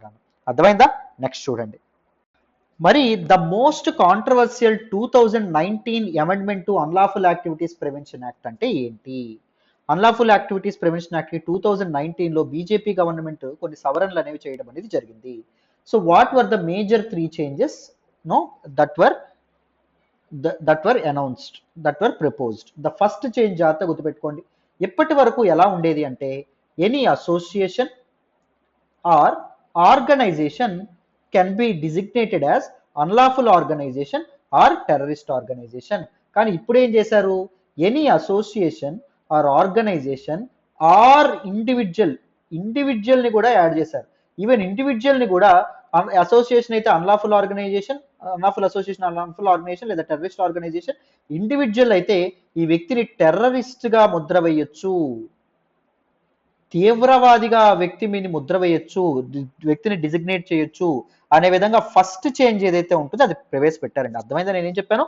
ఫస్ట్ చేంజ్ ఏంటి, ముందు ఎలా ఉండేది, అసోసియేషన్ కానీ కేవలం ఒక అసోసియేషన్ కానీ ఆర్గనైజేషన్ మాత్రమే అన్లాఫుల్ ఆర్గనైజేషన్ టెర్రరిస్ట్ ఆర్గనైజేషన్ గా డిజిగ్నేట్ చేయొచ్చు అని ఉంటే, ఇప్పుడు ఇండివిజువల్ కేవలం ఒక వ్యక్తిని కూడా ఒక టెర్రరిస్ట్ గా అన్లాఫుల్ యాక్టివిటీస్ ప్రివెన్షన్ యాక్ట్ కింద ఏం చేయొచ్చు, డిజిగ్నేట్ చేయొచ్చు అనే విధంగా ఇక్కడ చెప్పడం అనేది జరిగింది. గవర్నమెంట్ ఈ దీన్ని పౌరుల తాలూకా ఇదేదైతే ఉంటుందో పౌరుల తాలూకు ఫ్రీడమ్ ఆఫ్ స్పీచ్ ఎక్స్ప్రెషన్ ని అణిచివేయడానికి గవర్నమెంట్ యొక్క గవర్నమెంట్ మీద వచ్చేటటువంటి క్రిటిసిజం ని అణిచివేయడానికి ఈ చట్టాన్ని వాడుతుంది అనేటటువంటి చాలా ఆరోపణలు కూడా ఉండడం అనేది జరిగిందమ్మా. అర్థమైందా? Now let us look at the second important change. మరి రెండవ చేంజ్ చూడండి అమ్మా. ద మేజర్ సెకండ్ చేంజ్ ఏంటి అంటే ఒక ఎగ్జాంపుల్ కింద చెప్తాను చూడండి. సపోజ్ ఆంధ్రప్రదేశ్లో ఒక అన్లాఫుల్ యాక్టివిటీ అనేది జరుగుతుంది అనుకోండి, ఒక టెర్రరిస్ట్ యాక్టివిటీ అనేది జరుగుతుంది. So the major implementing agency of UAPA ఏంటి, national investigation agency, NIA implement చేస్తుంది. ఈ ఓపా ఇంప్లిమెంట్ మానిటర్ చేసేటటువంటి హక్కు ఎన్ఐఏకి ఉంటుంది. ఎన్ఐఏ ఏం చేసేది, ఏపీలో ఉన్నటువంటి ఆర్గనైజేషన్ ఏదైతే ఉంటుందో టెర్రరిస్ట్ ఆర్గనైజేషన్ మీద రైడ్ చేయాలి అంటే ఏపీ డీజీపీ ఎవరైతే ఉంటారో, డైరెక్టర్ జనరల్ ఆఫ్ పోలీస్ ఎవరైతే ఉన్నారో ఆయన తాలూకా పర్మిషన్ అనేది తీసుకోవాలన్నమాట. అర్థమైందా? సో ముందు అలా ఉండేది. ఇప్పుడు ఏం చేశారు, ఎన్ఐఏ నేషనల్ ఇన్వెస్టిగేషన్ ఏజెన్సీ అనేటటువంటిది ఈ పోలీస్ ఎవరైతే ఉంటారో, ఈ ఆఫీసర్స్ ఎవరైతే ఉన్నారో వాళ్ళు ఒక టెర్రరిస్ట్ ఆర్గనైజేషన్ లేకపోతే ఒక అన్లాఫుల్ ఆర్గనైజేషన్ మీద అటాక్ అనేది చేయాలి అంటే, రైడ్ అనేది చేయాలంటే they just need to take it is enough just need to take permission of NIA director అండి. అర్థమైందా? నేషనల్ ఇన్వెస్టిగేషన్ ఏజెన్సీ ఒక డైరెక్టర్ యొక్క పర్మిషన్ అనేది తీసుకుంటే సరిపోతుంది. There is no need to take the permission of state DGP అనేటటువంటిది తీసుకొచ్చారు. So దీని మధ్య కాంట్రవర్సీ, ఇది ఎందుకు కాంట్రవర్సీ అయింది, because it is a breach of federalism అనేటటువంటి దానికి ఇది ఇక్కడ భంగం వాటిల్లడం అనేది జరిగింది. మన రాజ్యాంగంలో ఏం చెప్పడం అనేది జరిగింది, 3 లిస్టులు అనేవి ఏర్పాటు చేశారు. ఏంటి ఆ 3 లిస్టులు, షెడ్యూల్ 7లో మనకి 3 లిస్టులు ఉంటాయి. ఒకటి యూనియన్ లిస్ట్, రెండవది స్టేట్ లిస్ట్, మూడవది కాన్కరెంట్ లిస్ట్. యూనియన్ లిస్ట్ నే సెంట్రల్ లిస్ట్ అని కూడా అంటాం. సో ఈ లిస్ట్లో కొన్ని సబ్జెక్ట్స్ అనేవి ఉంటాయి. సపోజ్ డిఫెన్స్ కానీ ఫినాన్స్ కానీ ఈ సబ్జెక్ట్స్ మీద నిర్ణయాలు ఎవరు తీసుకుంటారు, సెంట్రల్ గవర్నమెంట్ మాత్రమే తీసుకుంటుంది. స్టేట్ లిస్ట్లో ఉండేటటువంటి సబ్జెక్ట్స్ మీద ఎవరండి తీసుకుంటారు, రాష్ట్ర ప్రభుత్వాలు మాత్రమే తీసుకుంటాయి. కాన్కరెంట్ లిస్ట్లో ఉండేటటువంటి సబ్జెక్ట్స్ మీద both centre and state can make laws మీ అందరికీ తెలిసిందే. అర్థమైందని అనుకుంటున్నాను ఇక్కడ వరకు, రైట్? అంతేనా? కాన్కరెంట్ లిస్ట్లో ఉన్నటువంటి సబ్జెక్ట్స్ మీద both central and state can be class. State లిస్ట్లో ఉన్నటువంటి సబ్జెక్ట్స్ ఏంటంటే ల్యాండ్, దాంతోపాటు public order, law and order ఏవైతే ఉన్నాయో ఇవన్నీ స్టేట్ లిస్ట్లోకి రావడం అనేది జరుగుతుంది. సో పబ్లిక్ ఆర్డర్ ఎక్కడుంది? స్టేట్ లిస్ట్లో ఉన్నప్పుడు మీరు డైరెక్ట్గా స్టేట్ యొక్క పర్మిషన్ లేకుండా ఎలా రైడ్స్ చేస్తారు? సో స్టేట్ యొక్క హక్కుల్ని మీరు లాగేసుకున్నట్టే కదా, you are encroaching the sphere of influence of states కదా. అదే విధంగా ఇక్కడ మనకి చెప్పడం అనేది చాలా మంది కన్సర్న్స్ రైజ్ చేయడం అనేది జరిగింది నాన్న. మరి నెక్స్ట్ ఇంపార్టెంట్ ఆస్పెక్ట్ ఏంటి చూడాలి. థర్డ్ ఇంపార్టెంట్ చేంజ్ చూడండి. ముందు ఎలా ఉండేది అంటే డిప్యూటీ సూపరింటెండెంట్, ఎన్ఐఏ యొక్క డిప్యూటీ సూపరింటెండెంట్ లేదా ACP, assistant commissioner of police of NIA, national investigation agency, వీళ్ళు మాత్రమే రైడ్స్ అనేవి కండక్ట్ చేయడం అనేది జరిగేది. ఇప్పుడు ఏం చేశారు? ఈవెన్ ఇన్స్పెక్టర్ ర్యాంక్ ఉండేటటువంటి వాళ్ళు కూడా, ఇన్స్పెక్టర్ ర్యాంక్, ఎన్ఐఏలో ఇన్స్పెక్టర్ ర్యాంక్ ఉండేటటువంటి వాళ్ళు కూడా రైడ్స్ అనేవి కండక్ట్ చేయొచ్చు అని చెప్పి కొత్త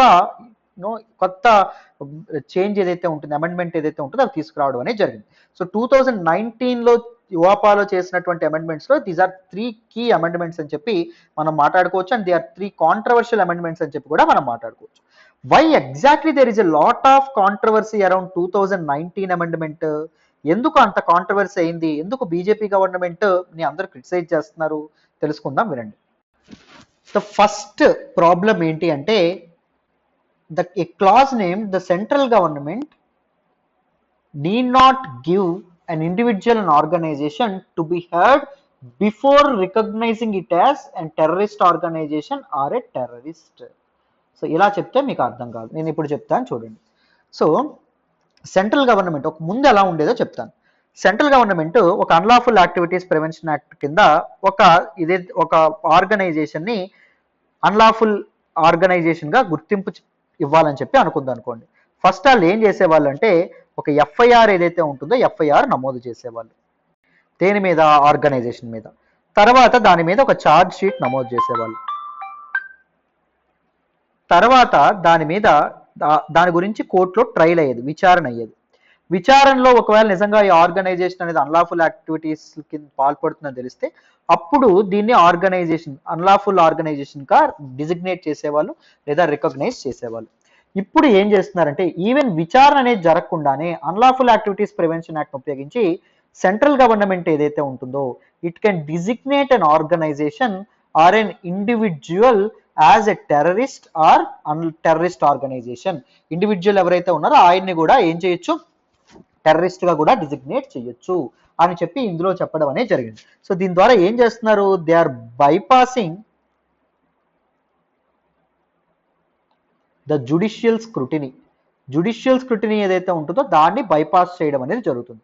అంటే తప్పు తేలక ముందని సెంట్రల్ గవర్నమెంట్ కి డిసెంట్ తెలిపే వాళ్ళు, వ్యతిరేకత తెలిపే వాళ్ళని కూడా సెంట్రల్ గవర్నమెంట్ డైరెక్ట్ గా ఆడొక టెర్రరిస్ట్ లేకపోతే టెర్రరిస్ట్ ఆర్గనైజేషన్ అని రికగ్నైజ్ చేసేటటువంటి అవకాశం ఉంది.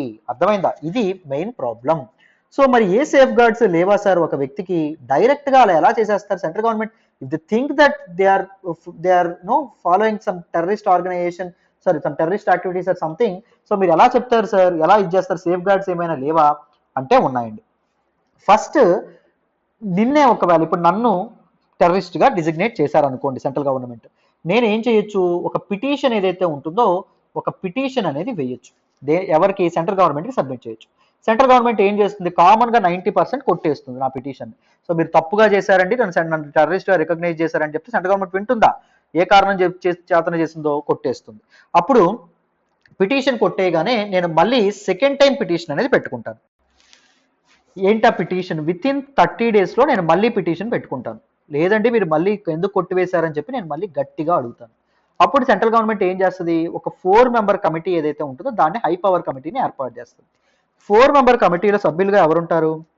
ఒక high court judge and 3 other members ఎవరైతే ఉన్నారో 3 others ఉండడం అనేది జరుగుతుంది.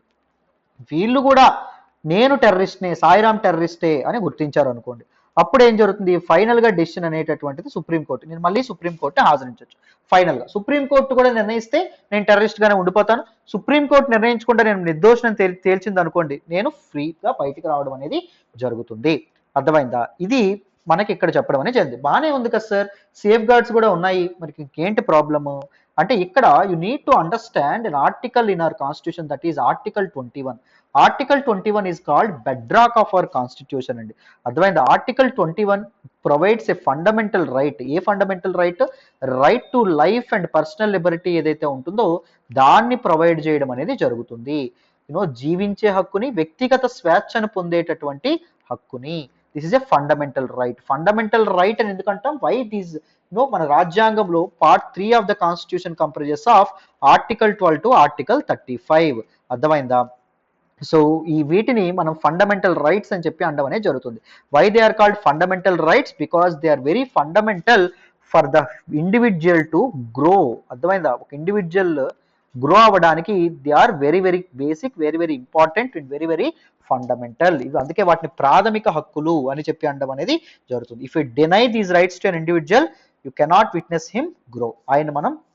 ఆయన ఎదిగేటటువంటి అవకాశమే లేదు. So article 21 right to life అని ఫస్ట్ అంటుంది. చూడండి, రైట్ టు లైఫ్. ఒక యానిమల్ బతుకుతుంది, మనం బతుకుతున్నాం. రైట్ టు లైఫ్ అంటే ఇక్కడ జస్ట్ శ్వాస తీసుకొని శ్వాస వదలడం కాదు. మనిషికి ఏం కోరుకుంటాడు? డిగ్నిటీ అనేది కోరుకుంటాడు. So article right to life లో డిగ్నిటీ ఏదైతే ఉంటుందో, right to live with dignity కూడా ఒక భాగంగా ఉండడం అనేది జరిగింది. అందుకే రైట్ టు ఎడ్యుకేషన్ ఏదైతే ఉంటుందో దీన్ని ఆర్టికల్ 21 లోనే భాగంగా చేర్చడం అనేది జరిగింది. నాకు అర్థమైందా? సో ఇక్కడ ఇవన్నీ జరుగుతాయి, పక్కన పెట్టండి. లాస్ట్కి సుప్రీంకోర్టు సాయిరామ్ టెర్రరిస్ట్ కాదు అని చెప్పినప్పటికీ నాకు ముందు సెంట్రల్ గవర్నమెంట్ ఏం చేసింది? టెర్రరిస్ట్, నేను ఉగ్రవాది, నేను ముద్ర వేసింది కదా. రేపు పొద్దున నా పిల్లల్ని తలెత్తుకుని సమాజంలో తిరగలదా? నా పిల్లలు స్కూల్కి వెళ్ళగలరా? నాకు ఎవరైనా ఇంటికి రెంట్ ఇస్తారా? సో ఏదో ఇల్లు ఇల్లు ఇల్లు రెంట్కి ఎవరైనా ఇస్తారా? నాకు ఊర్లో నేను తలెత్తుకుని తిరగలనా? మీరు ఆలోచించండి. నాకు ఎవరైనా ఉద్యోగం ఇస్తారా? ఉద్యోగం ఇవ్వరు. Right. So that is the reason why it is very very controversial. This clause ఏదైతే ఉంటుందో అది చాలా చాలా కాంట్రవర్షియల్ అన్నట్టుగా ఇక్కడ చెప్పడం అనేది జరిగింది నాన్న.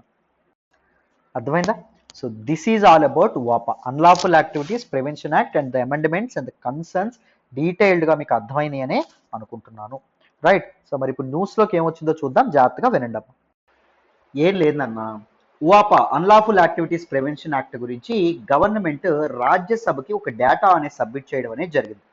దీనిలో ఏం చెప్తున్నారు అంటే, Uttar Pradesh reported the highest number of arrest under the stringent unlawful activities prevention act.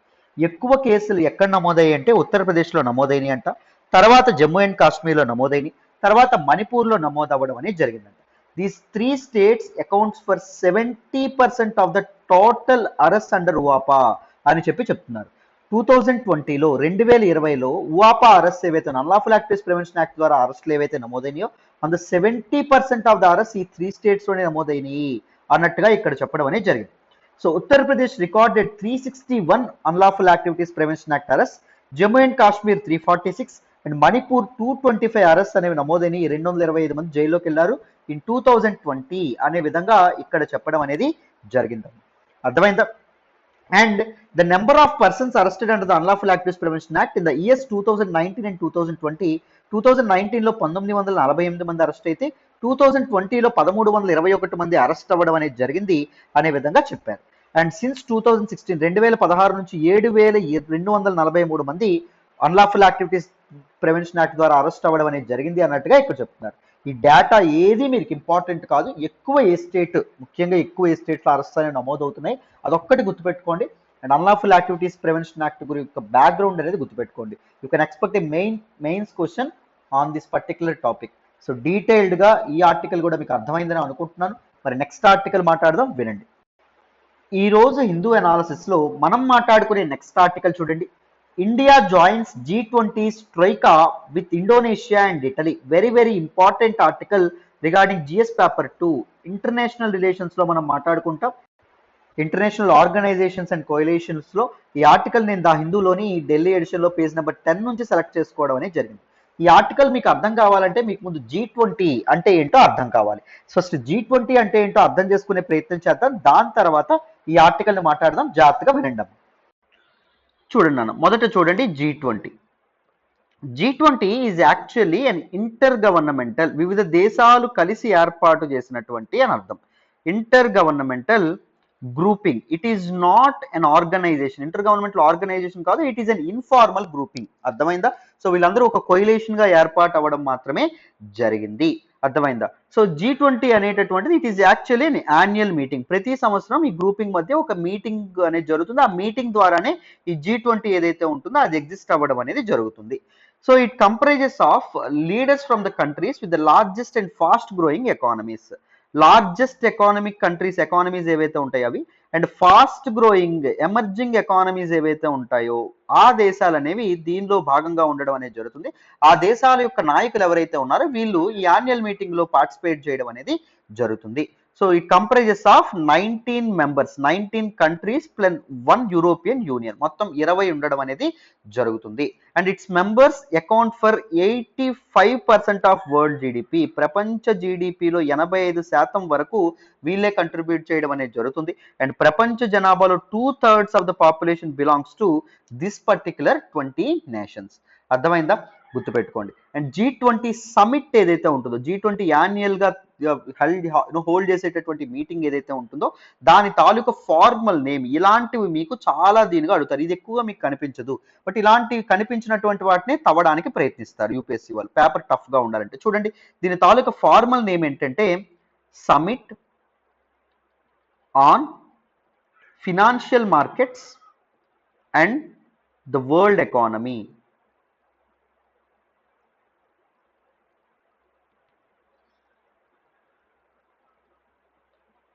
Right, ఇది చాలా చాలా ఇంపార్టెంట్. అర్థమైందా? This is the formal name for G20 అండి.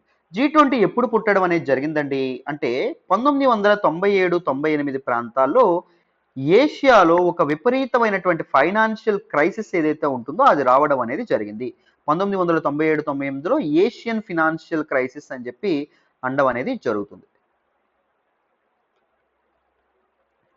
సో అప్పుడు ఏమర్థమైందంటే అప్పుడప్పుడే ఫినాన్షియల్ మార్కెట్స్ లో ఎదుగుతున్నటువంటి ఏషియన్ కంట్రీస్ ఏవైతే ఉన్నాయో, డెవలప్ అవుతున్నటువంటి ఏషియన్ కంట్రీస్ ఏవైతే ఉన్నాయో, ఫినాన్షియల్ సిస్టమ్ ఫ్రేమ్వర్క్ ని ఏర్పాటు చేసుకుంటున్నటువంటి ఏషియన్ కంట్రీస్ ఏవైతే ఉన్నాయో, సపోజ్ మనకి ఎల్పిజి రిఫార్మ్స్ 1991 తర్వాతే ఫినాన్షియల్ మార్కెట్స్ అనే మనకు రావడం అనేది జరిగింది. LPG reforms, liberalisation, no privatisation and globalisation reforms. అలాగే చాలా ఏషియన్ కంట్రీస్ లో 1990s లోనే దిస్ ఫినాన్షియల్ మార్కెట్స్ అనేవి రావడం అనేది జరిగింది. బట్ 1997-99 ఫినాన్షియల్ క్రైసిస్ వల్ల ఏం జరగడం అనేది జరిగింది, ఈ మార్కెట్లు ఏవైతే ఉన్నాయో కుప్పకూలిపోవడం అనేది జరిగింది. ఇన్వెస్టర్ల తాలూకు చాలా డబ్బులు ఏవైతే ఉన్నాయో అవి ఆవిరైపోవడం అనేది జరిగింది. So major emerging market countries ఏవైతే ఉన్నాయో అవి ఏమనుకున్నాయంటే ప్రతి సంవత్సరం మనందరం కలిసి ఒక డిస్కషన్ అనేది పెట్టుకోవాలి. We need to acknowledge these financial system, we need to discuss on the international financial system and international markets అని చెప్పి వీళ్ళు అనుకోవడం అనేది జరిగింది. సో అప్పుడు 1999లో దిస్ G7 ఫినాన్స్ మినిస్టర్స్ ఎవరైతే ఉన్నారో, G7 నేషన్స్ ఏవైతే ఉన్నాయో, G7 నేషన్స్ గురించి నేను సెపరేట్ గా వీడియో చేశాను. ఎవరికైనా G7 నేషన్స్ గురించి తెలియకపోతే వీలైతే ఒకసారి ఆ వీడియో చూడండి. G7 LTX క్లాసెస్ అని చెప్పి కొట్టండి, మీకు చక్కగా నేను చేసిన వీడియో వస్తుంది, వీలైతే చూడండి. G7 నేషన్స్ ఏంటండి? ఫస్ట్ ఇది మనం United States of America. United States of America నెత్తి మీద ఒకటి ఉంటుంది ఏంటండి? కెనడా. దాని తర్వాత ఏషియా నుంచి ఓన్లీ 1 కంట్రీ అండి, that is Japan. Clear? So మొత్తం 3 అయినాయి. 7 కంట్రీస్ కదా, గ్రూపింగ్ ఆఫ్ 7 నేషన్స్. ఇంకా 4 కంట్రీస్ ఉండాలి. ఒకటి యునైటెడ్ కింగ్డమ్, ఇంకొకటి ఫ్రాన్స్ ఏదైతే ఉంటుందో ఫ్రాన్స్, తర్వాత ఫ్రాన్స్ పక్కనే ఉండేటటువంటి జర్మనీ ఏదైతే ఉంటుందో జర్మనీ తర్వాత ఇటలీ. జాగ్రత్త గుర్తుపెట్టుకోండి, Italy is the only 1 G7 nation that signed Chinese ambitious project, that is one belt one road project, అదే లేదా బెల్ట్ అండ్ రోడ్ ఇనిషియేటివ్ ఏదైతే ఉంటుందో దాన్ని సైన్ చేసినటువంటి ఇంపార్టెంట్ కంట్రీ ఏంటి అంటే సో ఓన్లీ G7 కంట్రీ ఏంటి అంటే ఇటలీ. అర్థమైందా? So one belt one road initiative గురించి కూడా నేను చాలాసార్లు హిందూ అనాలిసిస్ చెప్పాను, ఒక సెపరేట్ వీడియో కూడా చేస్తానులేండి. ఓకేనా? రైట్. సో చూడండి, 1999లో G7 అనేది ఏర్పాటు అవ్వడం అనేది జరిగింది. Now let us look at different countries in G7, G8 and G20. వినండి. సో చూడండి, ఇక్కడ G7, G8, G20, G7 countries మనం ఆల్రెడీ మాట్లాడుకోవడం అనేది జరిగింది, మళ్ళీ ఒక్కసారి మాట్లాడదాం, ఏం కాదు. ఓకేనా? చూడండి, సో కెనడా ఏదైతే ఉంటుందో కెనడా కిందే ఉండేటటువంటి యునైటెడ్ స్టేట్స్ ఆఫ్ అమెరికా, దాంతోపాటు only Asian country that is Japan తర్వాత France, Germany, Italy, United Kingdom. Only country that signed, only G7 country that signed one belt one road initiative with China, that is Italy. జాగ్రత్తగా గుర్తుపెట్టుకోండి. And next G8 ఏంటి? G8 లో భాగంగా ఎవరున్నారంటే Russia. G7 G8 అవ్వడం అనేది జరిగింది మధ్యలో. So but కానీ తర్వాత రష్యా ఏదైతే ఉంటుందో రష్యా 2014లో అనుకుంటాను బయటికి ఎక్స్పెల్ చేయడం అనేది జరిగింది, బయటికి తోసేశారు, నెట్టేశారు. ఎందుకంటే ఉక్రెయిన్తో జరిగినటువంటి ఒక ఇష్యూ వల్ల ఉక్రెయిన్ మీద వార్ అనేది ప్రకటించింది ఉక్రెయిన్ అని చెప్పి అనేటటువంటి విషయం మీద రష్యాని వీళ్ళు ఎక్స్పైల్ చేయడం అనేది జరిగింది. G20 ఏదైతే ఉంటుందో G20 మెంబర్స్ చూడండి, ఒకటి అర్జెంటీనా, తర్వాత ఆస్ట్రేలియా, తర్వాత బ్రెజిల్, తర్వాత China, European union, India, Indonesia, Mexico, Saudi Arabia, south Africa, south Korea, Turkey along with Russia and G7 nations. ఈ 8 నేషన్స్ ఏవైతే ఉన్నాయో వాటితో పాటు ఇంకొక 11 కంట్రీస్, ఒక యూరోపియన్ యూనియన్, ఇవన్నీ కలిపి G20 నేషన్స్ అవ్వడం అనేది జరిగింది. సో G20 గురించి మీకు క్లారిటీగా అర్థమైందనే అనుకుంటున్నాను. సో G20కి ఎటువంటి ఫార్మల్ సెక్రటేరియట్ కానీ ఏది లేదండి, జాగ్రత్త గుర్తుపెట్టుకోండి. It is an informal grouping, it is not a formal organisation, జాగ్రత్తగా గుర్తుపెట్టుకోవాలి. Now let us try to understand what is given in this particular article. న్యూస్లోకి అసలు ఏమొచ్చింది తెలుసుకునే ప్రయత్నం చేద్దాం, వినండి. సో న్యూస్లోకి ఏమొచ్చిందో చూడండి. India joins G20 troika with Indonesia and Italy. ఇక్కడ మీకు కన్ఫ్యూజ్ అయ్యేటటువంటి పదం ఏంటి, కొత్త పదం కనిపించింది, ట్రైకా. ట్రైకా అంటే అర్థం ఏంటో తెలిస్తే మీకు ఇక్కడ ఈజీగా అర్థమైపోతుంది. సింపుల్ ఈ article. It refers to the top grouping within the G20 that consist of 3 nations. One is troika, ముగ్గురు ఉంటాం అనేది జరుగుతుంది. కరెంట్ ప్రెసిడెంట్, ఇప్పుడు ఈసారి ప్రెసిడెంట్గా ఉన్నటువంటి వాళ్ళు ఎవరు. సెకండ్, ప్రీవియస్ ప్రెసిడెంట్, ముందు ప్రెసిడెంట్గా ఎవరున్నారు. మూడవది, ఇన్కమింగ్ ప్రెసిడెంట్, నెక్స్ట్ ప్రెసిడెంట్ ఎవరు అవ్వబోతున్నారు. అర్థమైందా, జాగ్రత్త గుర్తుపెట్టుకోండి. కరెంట్ ప్రెసిడెంట్ ఎవరున్నారు ఇప్పుడు, వెన్స్డే, నిన్న దీనిలో లాస్ట్ వెన్స్డే ప్రెసిడెంట్గా ఎవరు మారడం అనేది జరిగింది, ఇండోనేషియా రావడం అనేది జరిగింది. ప్రీవియస్ ప్రెసిడెంట్గా ఎవరున్నారు, ఇటలీ రావడం అనేది జరిగింది. మొన్న రీసెంట్గా జరిగినటువంటి సమిట్ అయింది కదా, మన G20 సమిట్ అనేది జరిగింది కదా ఇటలీలో. సో అప్పుడు నరేంద్ర మోడీ గారు కూడా అక్కడికి వెళ్ళడం అనేది జరిగింది. సో థర్డ్, ఇన్కమింగ్ ఎవరు, ఇండియా. ఈ మూడు కలిపి G20 ట్రైకా అండం అనేది జరుగుతుంది. India on Wednesday join the G20 troika. G20 ట్రైకాలో జాయిన్ అవ్వడం అనేది జరిగింది. With this move, India has started the procedure for taking over the G20 presidency next year. So next year, that is December 1st, 2022 మనకి India ఏదైతే ఉందో, India Indonesia నుంచి presidency అనేది తీసుకోవడం అనేది జరుగుతుంది. ప్రెసెంట్ మన వెన్స్డే ఎవరండి కొత్త ప్రెసిడెంట్గా మారడం అనేది జరిగింది, ఇండోనేషియా ప్రెసిడెంట్ అవ్వడం అనేది జరిగింది. సో ఇటలీ ఈ సంవత్సరం అక్టోబర్ 31st G20 సమిట్ ఏదైతే ఉంటుందో దాన్ని హోస్ట్ చేయడం అనేది జరిగింది. దానికి నరేంద్ర మోడీ గారు కూడా వెళ్ళడం అనేది జరిగింది. అండ్ ఆఫ్ఘనిస్తాన్లో తాలిబాన్ ఇష్యూ ఏదైతే ఉంటుందో ఆఫ్ఘనిస్తాన్ ఫ్యూచర్ గురించి కూడా ఆయన అక్కడ ప్రసంగించడం అనేది జరిగింది.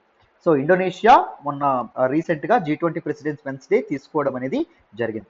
In the coming months, Indonesia will hold rounds of discussion at various levels among the G20 before converting the G20 leaders summit scheduled for October 31st, 2022. So next year జరిగేటటువంటి G20 summit ఏదైతే ఉంటుందో దాన్ని ఎవరు hold చేస్తారు, ఎవరు host చేస్తారు అంటే Indonesia ఏదైతే ఉంటుందో Indonesia, because the presidency now is Indonesia. కాబట్టి 2023 అక్టోబర్ 31st ఇండియా హోస్ట్ చేయడం అనేది జరుగుతుంది. దేన్ని, G20 సమిట్ ఏదైతే ఉందో G20 summit. As a Troika member, India will work closely with Indonesia and Italy to ensure consistency and continuity of the G20 agenda. So ముందు ఉన్నటువంటి వ్యక్తులు ఎవరైతే ఉన్నారో, ప్రెసిడెంట్స్ ఎవరైతే ఉన్నారో వాళ్ళ తాలూకా పాలసీస్ ని కన్సిస్టెంట్గా కంటిన్యూగా ముందు G20 ఎజెండాని కూడా కంటిన్యూ చేయాలంటే దిస్ ట్రోయికా, దిస్ మెకానిజం అనేది చాలా చాలా ఇంపార్టెంట్. సో ఇండియా అనేది ప్రీవియస్ ప్రెసిడెంట్ అయినటువంటి ఇటలీతోను, కరెంట్ ప్రెసిడెంట్ అయినటువంటి ఇండోనేషియాతోను కలిసి దగ్గరగా వర్క్ చేయాలని చెప్పి అనుకుంటుంది అని చెప్పి ఈ ఆర్టికల్లో చెప్తున్నారు. చాలా చాలా సింపుల్, రైట్. సో G20 అనేది చాలా ఇంపార్టెంట్ అండి. డీటెయిల్డ్గా మీకు ఈ ఆర్టికల్ కూడా అర్థమైందని అనుకుంటున్నాను. నెక్స్ట్ ఆర్టికల్ మాట్లాడదామా, వినాలమ్మా. ఈ రోజు హిందూ అనాలిసిస్లో మనం మాట్లాడుకునే నెక్స్ట్ ఆర్టికల్ చూడండి. European union plans 3000 billion euros infra fund to counter China's belt and road initiative. Very very important article regarding GS paper 3 ఇన్ఫ్రాస్ట్రక్చర్లోను అండ్ GS పేపర్ 2 ఇంటర్నేషనల్ రిలేషన్స్లోను మనం మాట్లాడుకుంటాం. ఈ ఆర్టికల్ నేను హిందూలోని ఢిల్లీ ఎడిషన్లో పేజ్ నెంబర్ 11 నుంచి సెలెక్ట్ చేసుకోవడం అనేది జరిగింది. జాగ్రత్తగా వినండి, క్లియర్గా ఎక్స్ప్లెయిన్ చేసే ప్రయత్నం చేస్తాను. సో ఈ ఆర్టికల్ మీకు అర్థం కావాలంటే మీకు one belt one road initiative లేదా బెల్ట్ అండ్ రోడ్ ఇనిషియేటివ్ అనేది మీకు అర్థం కావాలి. సో ఇనిషియేటివ్ అర్థమైతే మీకు ఈ ఆర్టికల్ డీటెయిల్డ్గా అర్థమైపోతుంది. సో బ్యాక్గ్రౌండ్ నుంచి ప్రతి ఆర్టికల్ మాట్లాడతాం కదా, ఇది కూడా అలాగే మాట్లాడదాం, వినండి. ఈ ఆర్టికల్ మీకు అర్థం కావాలంటే మీకు కొంత బ్యాక్గ్రౌండ్ అనేది అర్థం కావాలి. మొదట one belt one road initiative ఏదైతే ఉంటుందో ఈ ఇనిషియేటివ్ గురించి మీకు అర్థం కావాలి. ఇది అర్థమైతే మీకు డీటెయిల్డ్గా ఈ ఆర్టికల్ అనేది అర్థమైపోతుంది. జాగ్రత్తగా వినండి. ఈ one belt one road project ఏదైతే ఉందో దానికి ఇంకొక పేరు ఏంటంటే బెల్ట్ అండ్ రోడ్ ఇనిషియేటివ్ అని కూడా అనడం అనేది జరుగుతుంది. సింపుల్గా బిఆర్ఐ అని చెప్పి అంటారండి. సింపుల్గా ఏమంటారన్నా బిఆర్ఐ అని చెప్పంటారు. This is a very ambitious project by China. ఏ కంట్రీ అండి దీన్ని మొదలు పెట్టడం అనేది జరిగింది? చైనా. ఎప్పుడండి ఈ ప్రాజెక్ట్ని మొదలు పెట్టడం అనేది జరిగింది? 2013లో ఈ ప్రాజెక్ట్ని అనౌన్స్ చేయడం అనేది జరిగింది. అయితే ఈ one belt one road initiative అనేటటువంటిది ఏంటి అని తెలుసుకునేటటువంటి ముందు మనం కొద్దిగా బ్యాక్గ్రౌండ్, అసలు ఇనిషియేటివ్ తీసుకురావాల్సినటువంటి కారణం ఏంటి అనేటటువంటి కాన్సెప్ట్ మనం తెలుసుకోవాలి. సో అది తెలుసుకోవాలంటే మీకు యుఎస్ హెజ్మనీ, యుఎస్ డామినెన్స్ అనేటటువంటి టాపిక్ అర్థం కావాలి. What is this US హెజ్మనీ? చూడండి, మనకి 1945లో రెండవ ప్రపంచ యుద్ధం, వరల్డ్ వార్ 2 ఏదైతే ఉంటుందో అది ఎండ్ అయిన తర్వాత world was polarised between two important powers. ఒకటి, కొన్ని దేశాలు యుఎస్ఏకి సపోర్ట్ చేస్తే కొన్ని దేశాలు యుఎస్ఎస్ఆర్కి సపోర్ట్ చేయడం అనేది జరిగింది. సోవియట్ యూనియన్ ఒకప్పుడు ఉండేది కదా, right. Soviet union is a union of 15 sovereign nations. 15 countries కలిపి ఒక బ్లాక్గా ఏర్పడినాయి అనమాట. కొన్ని కంట్రీస్ నాన్ అలైన్డ్గా ఉన్నాయి. ఇండియా లాంటి కంట్రీస్ ఎయిదర్ యుఎస్ఏతో జాయిన్ అవ్వకుండా, ఎయిదర్ యుఎస్ఎస్ఆర్తో జాయిన్ అవ్వకుండా ఓన్లీ ఇష్యూ బేస్డ్ సపోర్ట్ ఇస్తూ ఉండడం అనేది జరిగింది. అంటే పలానా ఇష్యూలో యుఎస్ఏ తప్పుంటే యుఎస్ఎస్ఆర్కి సపోర్ట్ చేయడం, యుఎస్ఎస్ఆర్ తప్పుంటే యుఎస్ఏకి సపోర్ట్ చేయడం, ఇలాంటి ఇష్యూ బేస్డ్ సపోర్ట్ అనేది ఉండడం అనేది జరిగింది. కానీ 1991కి వచ్చేటప్పటికి, 1990లకు వచ్చేటప్పటికి యుఎస్ఎస్ఆర్ ఏదైతే ఉంటుందో, సోవియట్ యూనియన్ ఏదైతే ఉంటుందో ఇది కొలాప్స్ అవ్వడం అనేది జరిగింది. అండ్ వరల్డ్లో హెజ్మోన్గా, వరల్డ్లో డామినెంట్ పవర్గా, వరల్డ్ లీడర్గా యునైటెడ్ స్టేట్స్ ఆఫ్ అమెరికా ఏదైతే ఉంటుందో ఇది ఎంటర్ అవ్వడం అనేది జరిగింది. బట్ కానీ యుఎస్ హెజ్మనీ ఏదైతే ఉందో ఇది ఈ మధ్య కాలంలో డైల్యూట్ అవ్వడం అనేది జరుగుతుంది. For example, Osama bin Laden ఎవరైతే ఉన్నారో ఆయన యునైటెడ్ స్టేట్స్ ఆఫ్ అమెరికాలో ఉన్నటువంటి వరల్డ్ ట్రేడ్ సెంటర్ ఏదైతే ఉంటుందో దాని మీద అటాక్ అనేది చేయడం అనేది జరిగింది, టెర్రరిస్ట్ అటాక్. సుమారు 3000 మంది అమెరికన్ జాతీయులు ఎవరైతే ఉన్నారో వాళ్ళు చనిపోవడం అనేది జరిగింది, మీ అందరికీ తెలుసు. So he is not even respecting US dominance, US hegemony. And దాంతోపాటు సద్దాం హుస్సేన్ ఎవరైతే ఉన్నారో ఆయన కూడా యుఎస్ హెజ్మనీని క్వశ్చన్ చేయడం అనేది జరిగింది through continuing with Iran Iraq war. అసలు ఏంటి ఇరాన్ ఇరాక్ వార్ అని తెలుసుకోవాలనుకుంటే please do watch my video on Iran Iraq war LTX class అని కొట్టండి, మీకు అర్థమవుతుంది, రైట్. అండ్ దాంతోపాటు డిఫరెంట్ ఆస్పెక్ట్స్, సపోజ్ 2008లో వచ్చినటువంటి రెసిషన్ ఏదైతే ఉంటుందో రెసిషన్ కానీ, అండ్ రీసెంట్గా వచ్చినటువంటి COVID-19 ఏదైతే ఉంటుందో COVID-19, అగ్రరాజ్యమైనటువంటి అమెరికా కూడా COVID-19 బారిన పడ్డం అనేది జరిగింది. అత్యధిక మరణాలు ఏవైతే ఉంటాయో వాటిని నమోదు చేయడం అనేది జరిగింది. ఇంకా గట్టిగా చెప్పాలనుకుంటే COVID-19 వల్ల విలవిల్లాడిపోయినటువంటి చాలా దేశాల్లో అమెరికా కూడా ఒకటి. So US is not anymore a dominant power. So all these సిచ్యువేషన్స్లో US is opening doors for some other country to take the lead. US తెలియకుండానే వేరే కంట్రీకి అవకాశం ఇవ్వడం మొదలుపెట్టింది. అయితే 1990ల నుంచి 2020 వరకు మనం గమనిస్తే ఈ 30 ఏళ్ల దశాబ్దంలో, ఈ 30 ఏళ్ల కాలంలో, ఈ 3 దశాబ్దాల్లో ఒక కంట్రీ అనేటటువంటిది, ఒక సుపీరియర్ పవర్ అనేటటువంటిది మెల్లగా ఎదుగుతూ రావడం అనేది జరిగింది. That is China. చాప కింద నీరులా ఎదుగుతూ రావడం అనేది జరిగింది. What is Chinese aspirations, what China wants మనం అని అర్థం చేసుకుంటే, China simply want to become the superior power and China want to replace USA as the world లీడర్గా యుఎస్ని రిప్లేస్ చేయాలని చెప్పి చైనా అనుకుంటుంది. ఇంకా గట్టిగా చెప్పాలంటే China wants to establish Chinese హెజ్మనీ, Chinese dominance ఏదైతే ఉంటుందో దాన్ని ఎస్టాబ్లిష్ చేద్దాం అనుకుంటుంది. ఎనీ కంట్రీ ఒక డామినెంట్ పవర్గా ఎదగాలి అనుకుంటే ఏం కావాలండి? 2 ఆస్పెక్ట్స్ అనే ఉండాలి. ఒకటి, మిలిటరీ అనేది స్ట్రాంగ్గా ఉండాలి. అవునా, అంతేనా కాదా? మిలిటరీ స్ట్రాంగ్ ఉంటే సరిపోతుందా? పైసా ఉండాలి కదా నాన్న. సో ఎకానమీ అనేది కూడా స్ట్రాంగ్గా ఉండాలి. ఒక కంట్రీ యొక్క ఎకానమీ అనేది సిగ్నిఫికెంట్గా పెరగాలి అంటే ఫస్ట్ మిలిటరీ అనేది స్ట్రాంగ్గా ఉండడం కోసం చైనా ఏం చేస్తుంది? పీపుల్స్ లిబరేషన్ ఆర్మీ, చైనీస్ ఆర్మీని పీపుల్స్ లిబరేషన్ ఆర్మీ అంటాం. ఈ పీపుల్స్ లిబరేషన్ ఆర్మీ ఏదైతే ఉంటుందో దీన్ని మోడర్నైజ్ చేయడానికి డిఫరెంట్ పాలసీస్ ఏవైతే ఉంటాయో వాటిని మోడర్నైజ్ చేయడానికి డిఫరెంట్ పాలసీస్ ఏవైతే ఉన్నాయో వాటిని అనౌన్స్ చేయడం అనేది జరిగింది. అండ్ దాంతోపాటు తన బార్డర్ ఇన్ఫ్రాస్ట్రక్చర్ కానీ ఇవన్నీ చైనా అనేది స్ట్రెంథన్ చేసుకుంటుంది, బార్డర్ విలేజెస్ నిర్మించడం కానీ ఇవన్నీ. మరి ఎకానమీ అనేది డెవలప్ అవ్వాలంటే ఎలా డెవలప్ అవ్వడం అనేది జరుగుతుంది సార్? ఎకానమీ డెవలప్ అవ్వడానికి ఏముండాలి? రిసోర్సెస్ ఉండాలి, వనరులు ఉండాలి. China is rich with very good resources. And దాంతోపాటు తయారైనటువంటి వస్తువుల్ని అమ్మడానికి ట్రేడ్ రూట్స్ ఏవైతే ఉంటాయో అవి తన చేతుల్లో ఉండాలి. అవునా కదా? ట్రేడ్ రూట్స్ తప్పకుండా తన చేతుల్లో ఉండాలి. Trade routes, most of the trade అనేది దేని నుంచి జరగడం అనేది జరుగుతుంది? Either through sea or through land.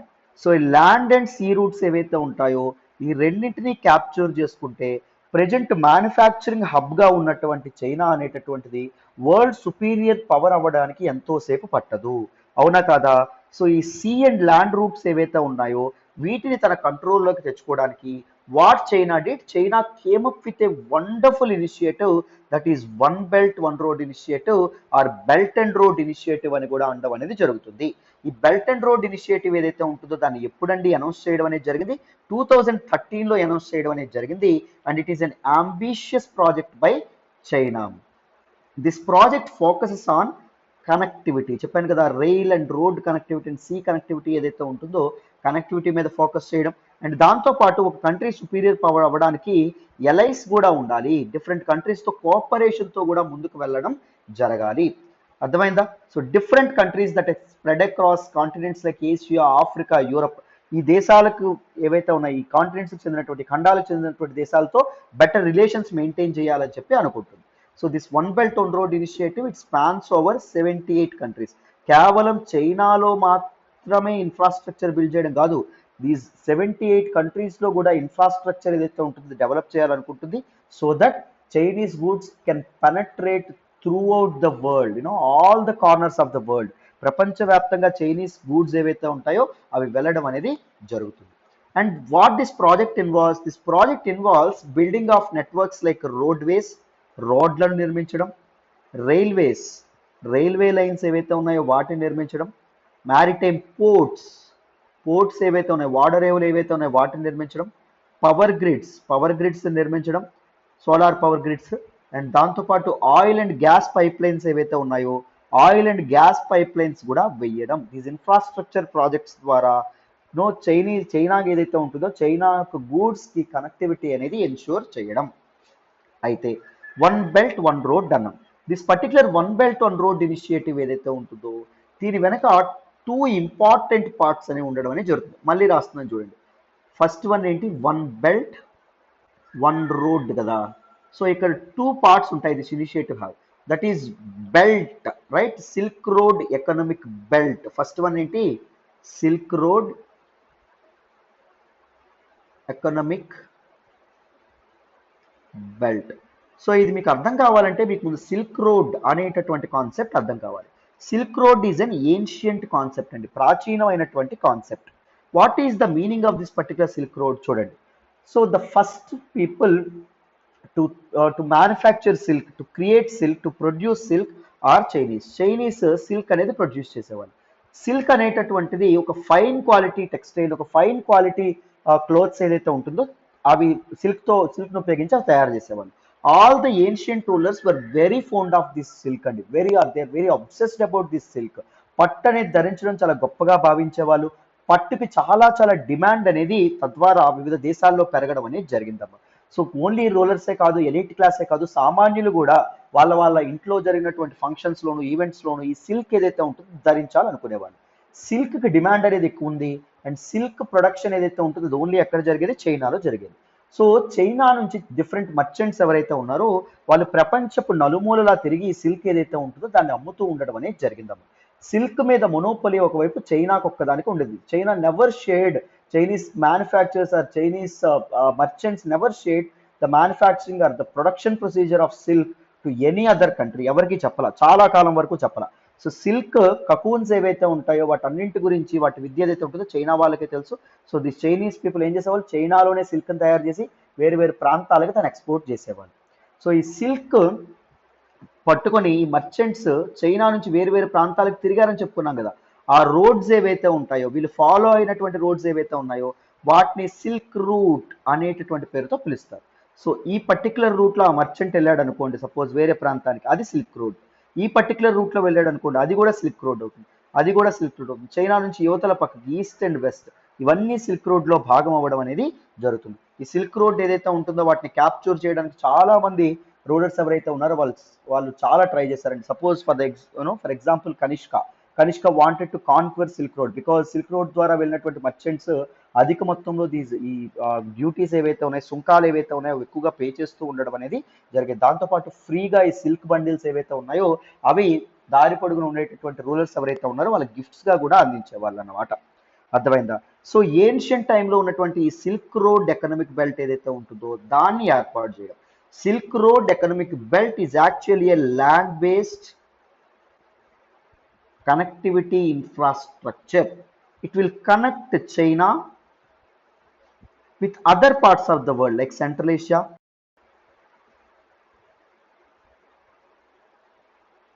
and దాంతోపాటు ఆఫ్రికా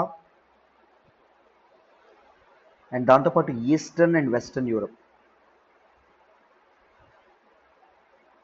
ఈ ప్రాంతాల్లో ఇది ల్యాండ్ బేస్డ్ రూట్. జాగ్రత్త గుర్తుపెట్టుకోండి. సిల్క్ రోడ్ కూడా అదే కదా.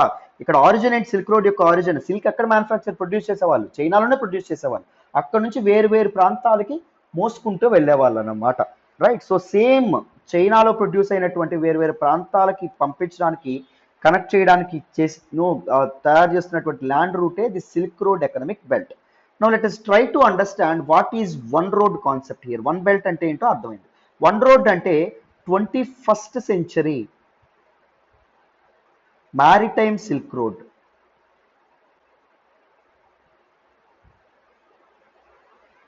This is sea based route అండి. maritime silk road అన్నాం కదా, sea based. సిల్క్ రోడ్ అన్నాం కాబట్టి దీని ఆరిజిన్ ఎక్కడ ఉంటుంది? చైనా నుంచే ఇది మొదలవడం అనేది జరుగుతుంది. And it connects China to the southern coast of Mediterranean sea, మధ్యధరా సముద్రం, ఆఫ్రికా అండ్ దాంతోపాటు సౌత్ ఈస్ట్ ఏషియా అండ్ దాంతోపాటు సెంట్రల్ ఏషియా. ఈ ప్రాంతాలకి చైనీస్ గూడ్స్ ఏవైతే ఉన్నాయో వాటిని పంపించడానికి దిస్ వన్ రోడ్ కాన్సెప్ట్ అనేది ఎన్ష్యూర్ చేయడం అనేది జరిగింది అన్నమాట.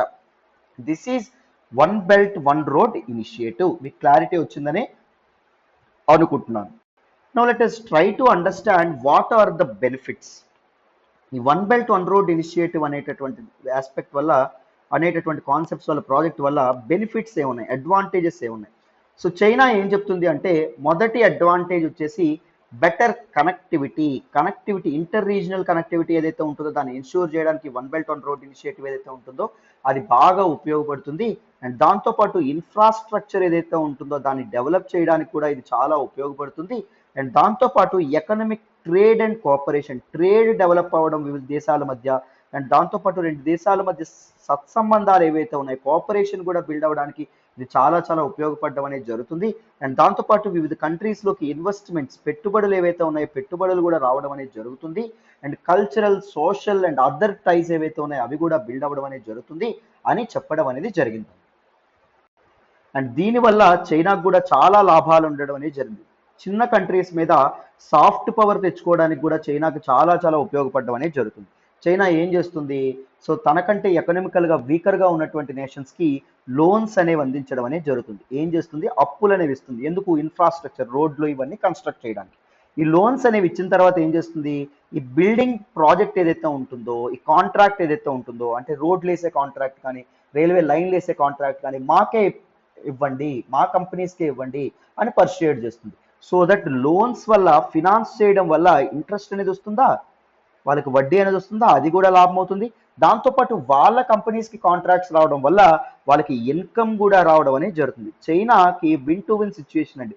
చైనాకి చక్కగా చైనా లాభపడడం అనేది జరుగుతుంది. Right, there were twin advantages అని చెప్పి అనుకోవచ్చు.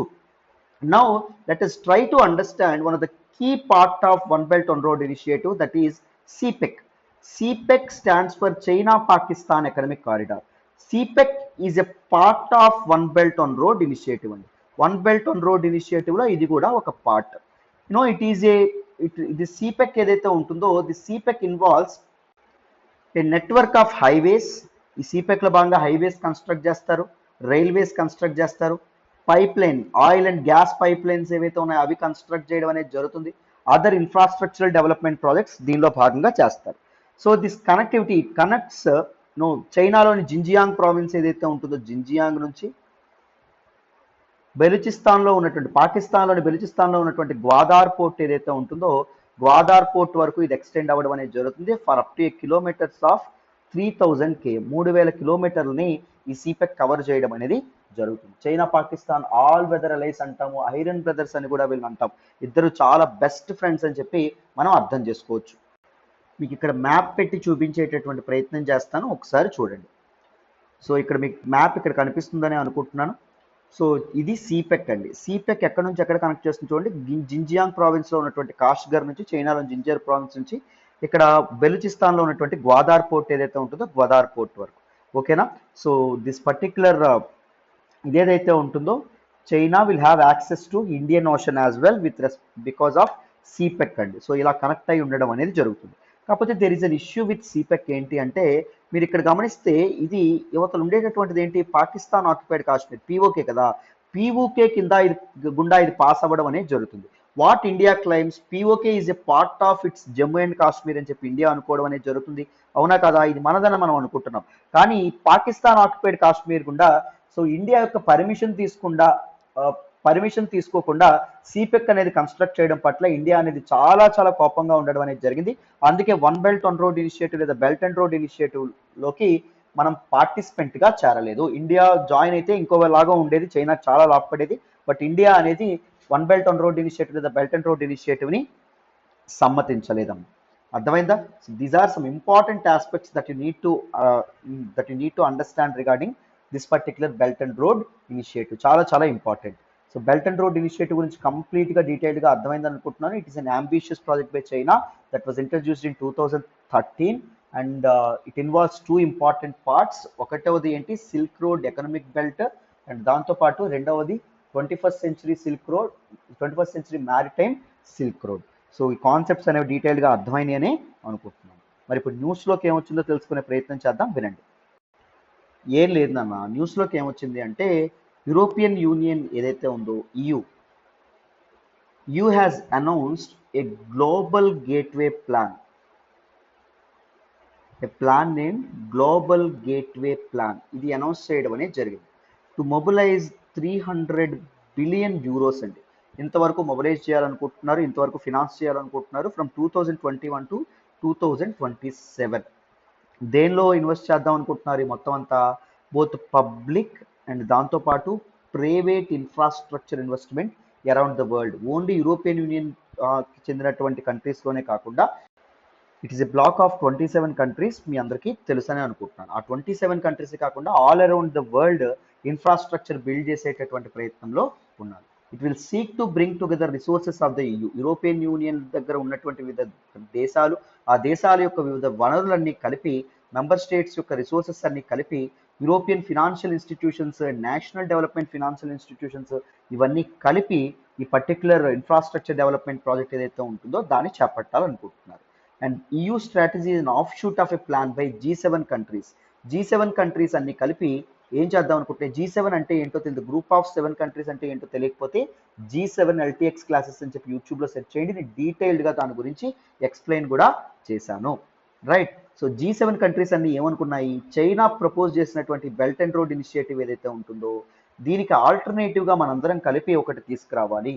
ఎందుకు అంటే these western nations and these democratic nations they never like China to be the world superior power. అవునా కాదా? సో ఎందుకంటే డెమోక్రసీకి, ఫ్రీడమ్కి, లిబర్టీకి అలవాటు పడినటువంటి ప్రపంచం కమ్యూనిస్ట్ గవర్నమెంట్ లీడర్గా ఉండడం తట్టుకోలేదు. అర్థమైంది? దానికి తాళలేదు.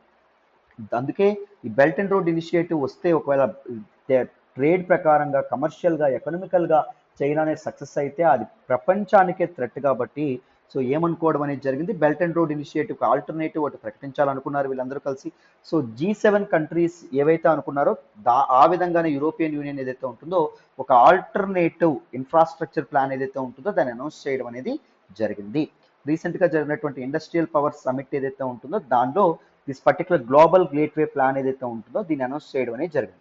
ఒకప్పుడు బ్రిటన్ కూడా అనౌన్స్ చేయడం అనేది జరిగింది, బిల్డ్ బ్యాక్ వరల్డ్ బెటర్ అనేటటువంటి project, alternative to belt and road initiative లేదా one belt one road initiative, అది కూడా ప్రకటించడం అనేది జరిగింది ఒకప్పుడు ఎప్పుడు. బట్ ఇప్పుడు యూరోపియన్ యూనియన్ ఏదైతే ఉంటుందో గ్లోబల్ గేట్వే ప్లాన్ అనౌన్స్ చేయడం అనేది జరిగింది. సో మీకు డీటెయిల్డ్గా ఈ పర్టికులర్ ఆర్టికల్ అనేది అర్థమైందని అనుకుంటున్నాను. This is all about this particular article. మరి నెక్స్ట్ ఆర్టికల్ మాట్లాడదాం, జాగ్రత్తగా వినండి. ఈరోజు హిందూ అనాలిసిస్లో మనం మాట్లాడుకునే నెక్స్ట్ ఆర్టికల్ చూడండి. Manufacturing PMI, purchasing managers index signals November output growth at 9-month high. Very, very important article regarding GS paper 3, economy related article అండి.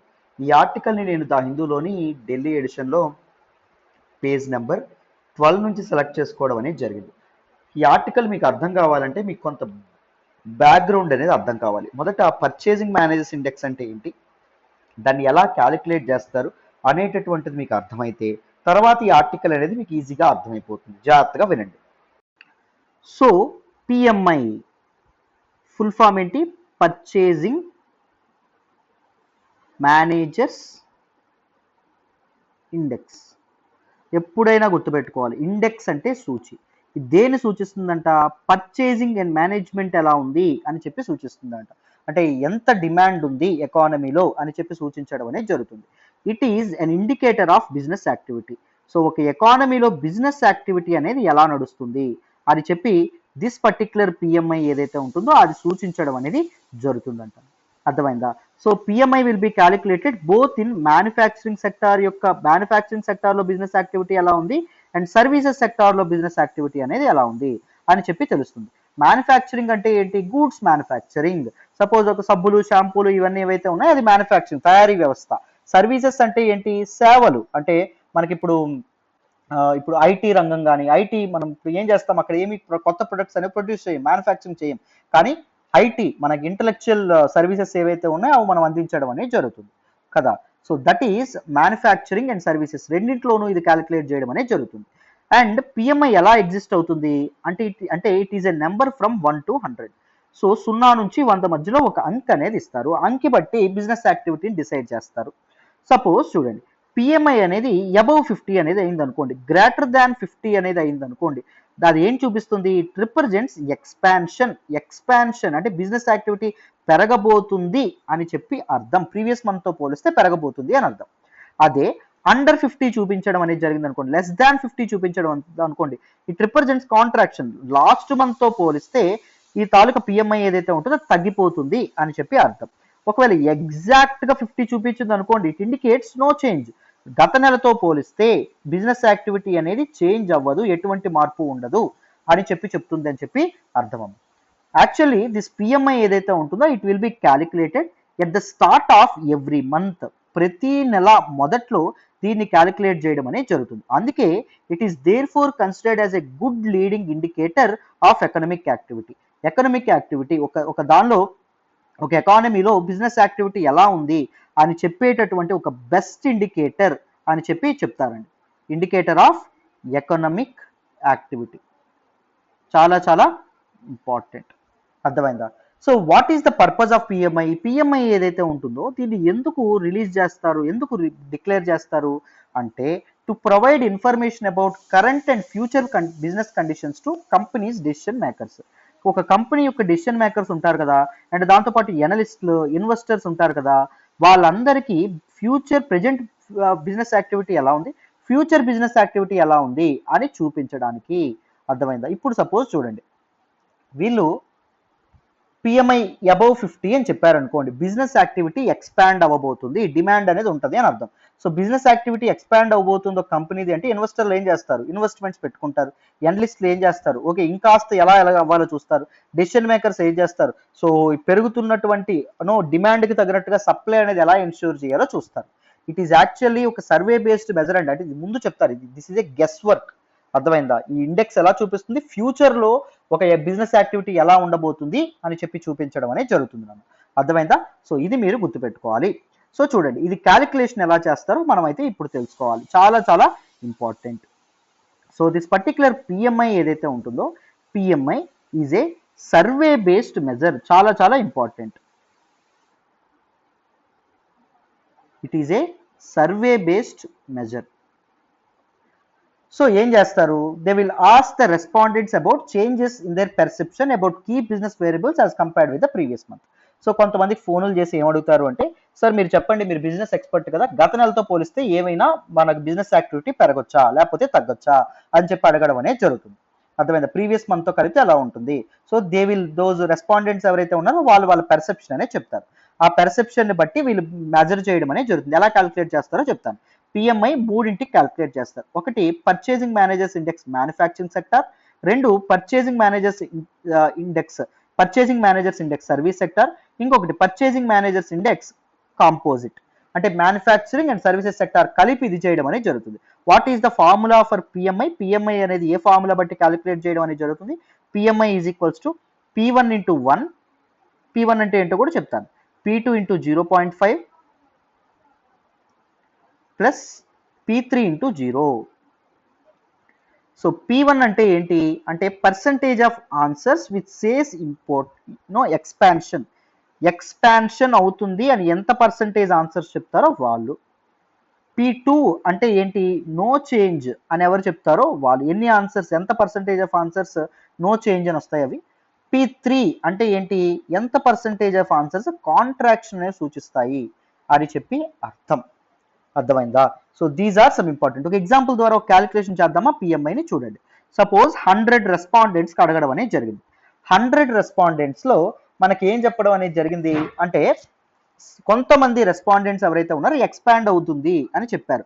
సపోజ్ ఒక 60 మెంబర్స్ ఎక్స్పాండ్ అవుతుందని చెప్పారు అనుకోండి సపోజ్. అండ్ నో చేంజ్ అని చెప్పి ఒక 30 మంది చెప్పారు అనుకోండి, నో చేంజ్. సపోజ్ ఇంకా 10 మంది కాంట్రాక్ట్ అవుతుంది అని చెప్పారు అనుకోండి, గుర్తుపెట్టుకోండి, కాంట్రాక్షన్ అవుతుంది అని చెప్పారు అనుకోండి. పిఎంఐ ఎలా క్యాలిక్యులేట్ చేస్తాం? P1 అంటే 60 ఇంటూ 1, 100 కదా మనం తీసుకుంది, 60% అంటే పర్సంటేజ్ కదా. అండ్ P2 అంటే ఏంటి, నో చేంజ్ అంటే 30 ఇంటూ 0.5. P3 అంటే ఎంత, 10 ఇంటూ 0, చాలా చాలా ఇంపార్టెంట్. 60 ఇంటూ 1 60, 30 ఇంటూ 0.5 15, మొత్తం ఎంత 75. అబౌవ్ 50 అంటే ఇందాక ఏం చెప్పుకున్నాం, ఇట్ షోస్ ఎక్స్పాన్షన్ అని చెప్పి మనం చెప్పుకోవడం అనేది జరిగింది. This is how PMI will be calculated. అర్థమైందా? సో ఇది మీరు చాలా ఈజీ అండి, మీరు చక్కగా గుర్తుపెట్టుకుంటారని అనుకుంటున్నాను. మరి పిఎంఐ ఏవైతే ఉన్నాయో, పిఎంఐ ఎవరు పడితే వాళ్ళు రిలీజ్ చేస్తారు సార్ అంటే రిలీజ్ చేయరు. There are 3 principal producers of PMI. పిఎంఐని 3 ఇన్స్టిట్యూట్స్, 3 ఆర్గనైజేషన్స్ అనే ప్రొడ్యూస్ చేస్తాయి. ఒకటి ISM, that is institute for supply management which is in USA base, ఇదొకటి రిలీజ్ చేయడం అనేది జరుగుతుంది.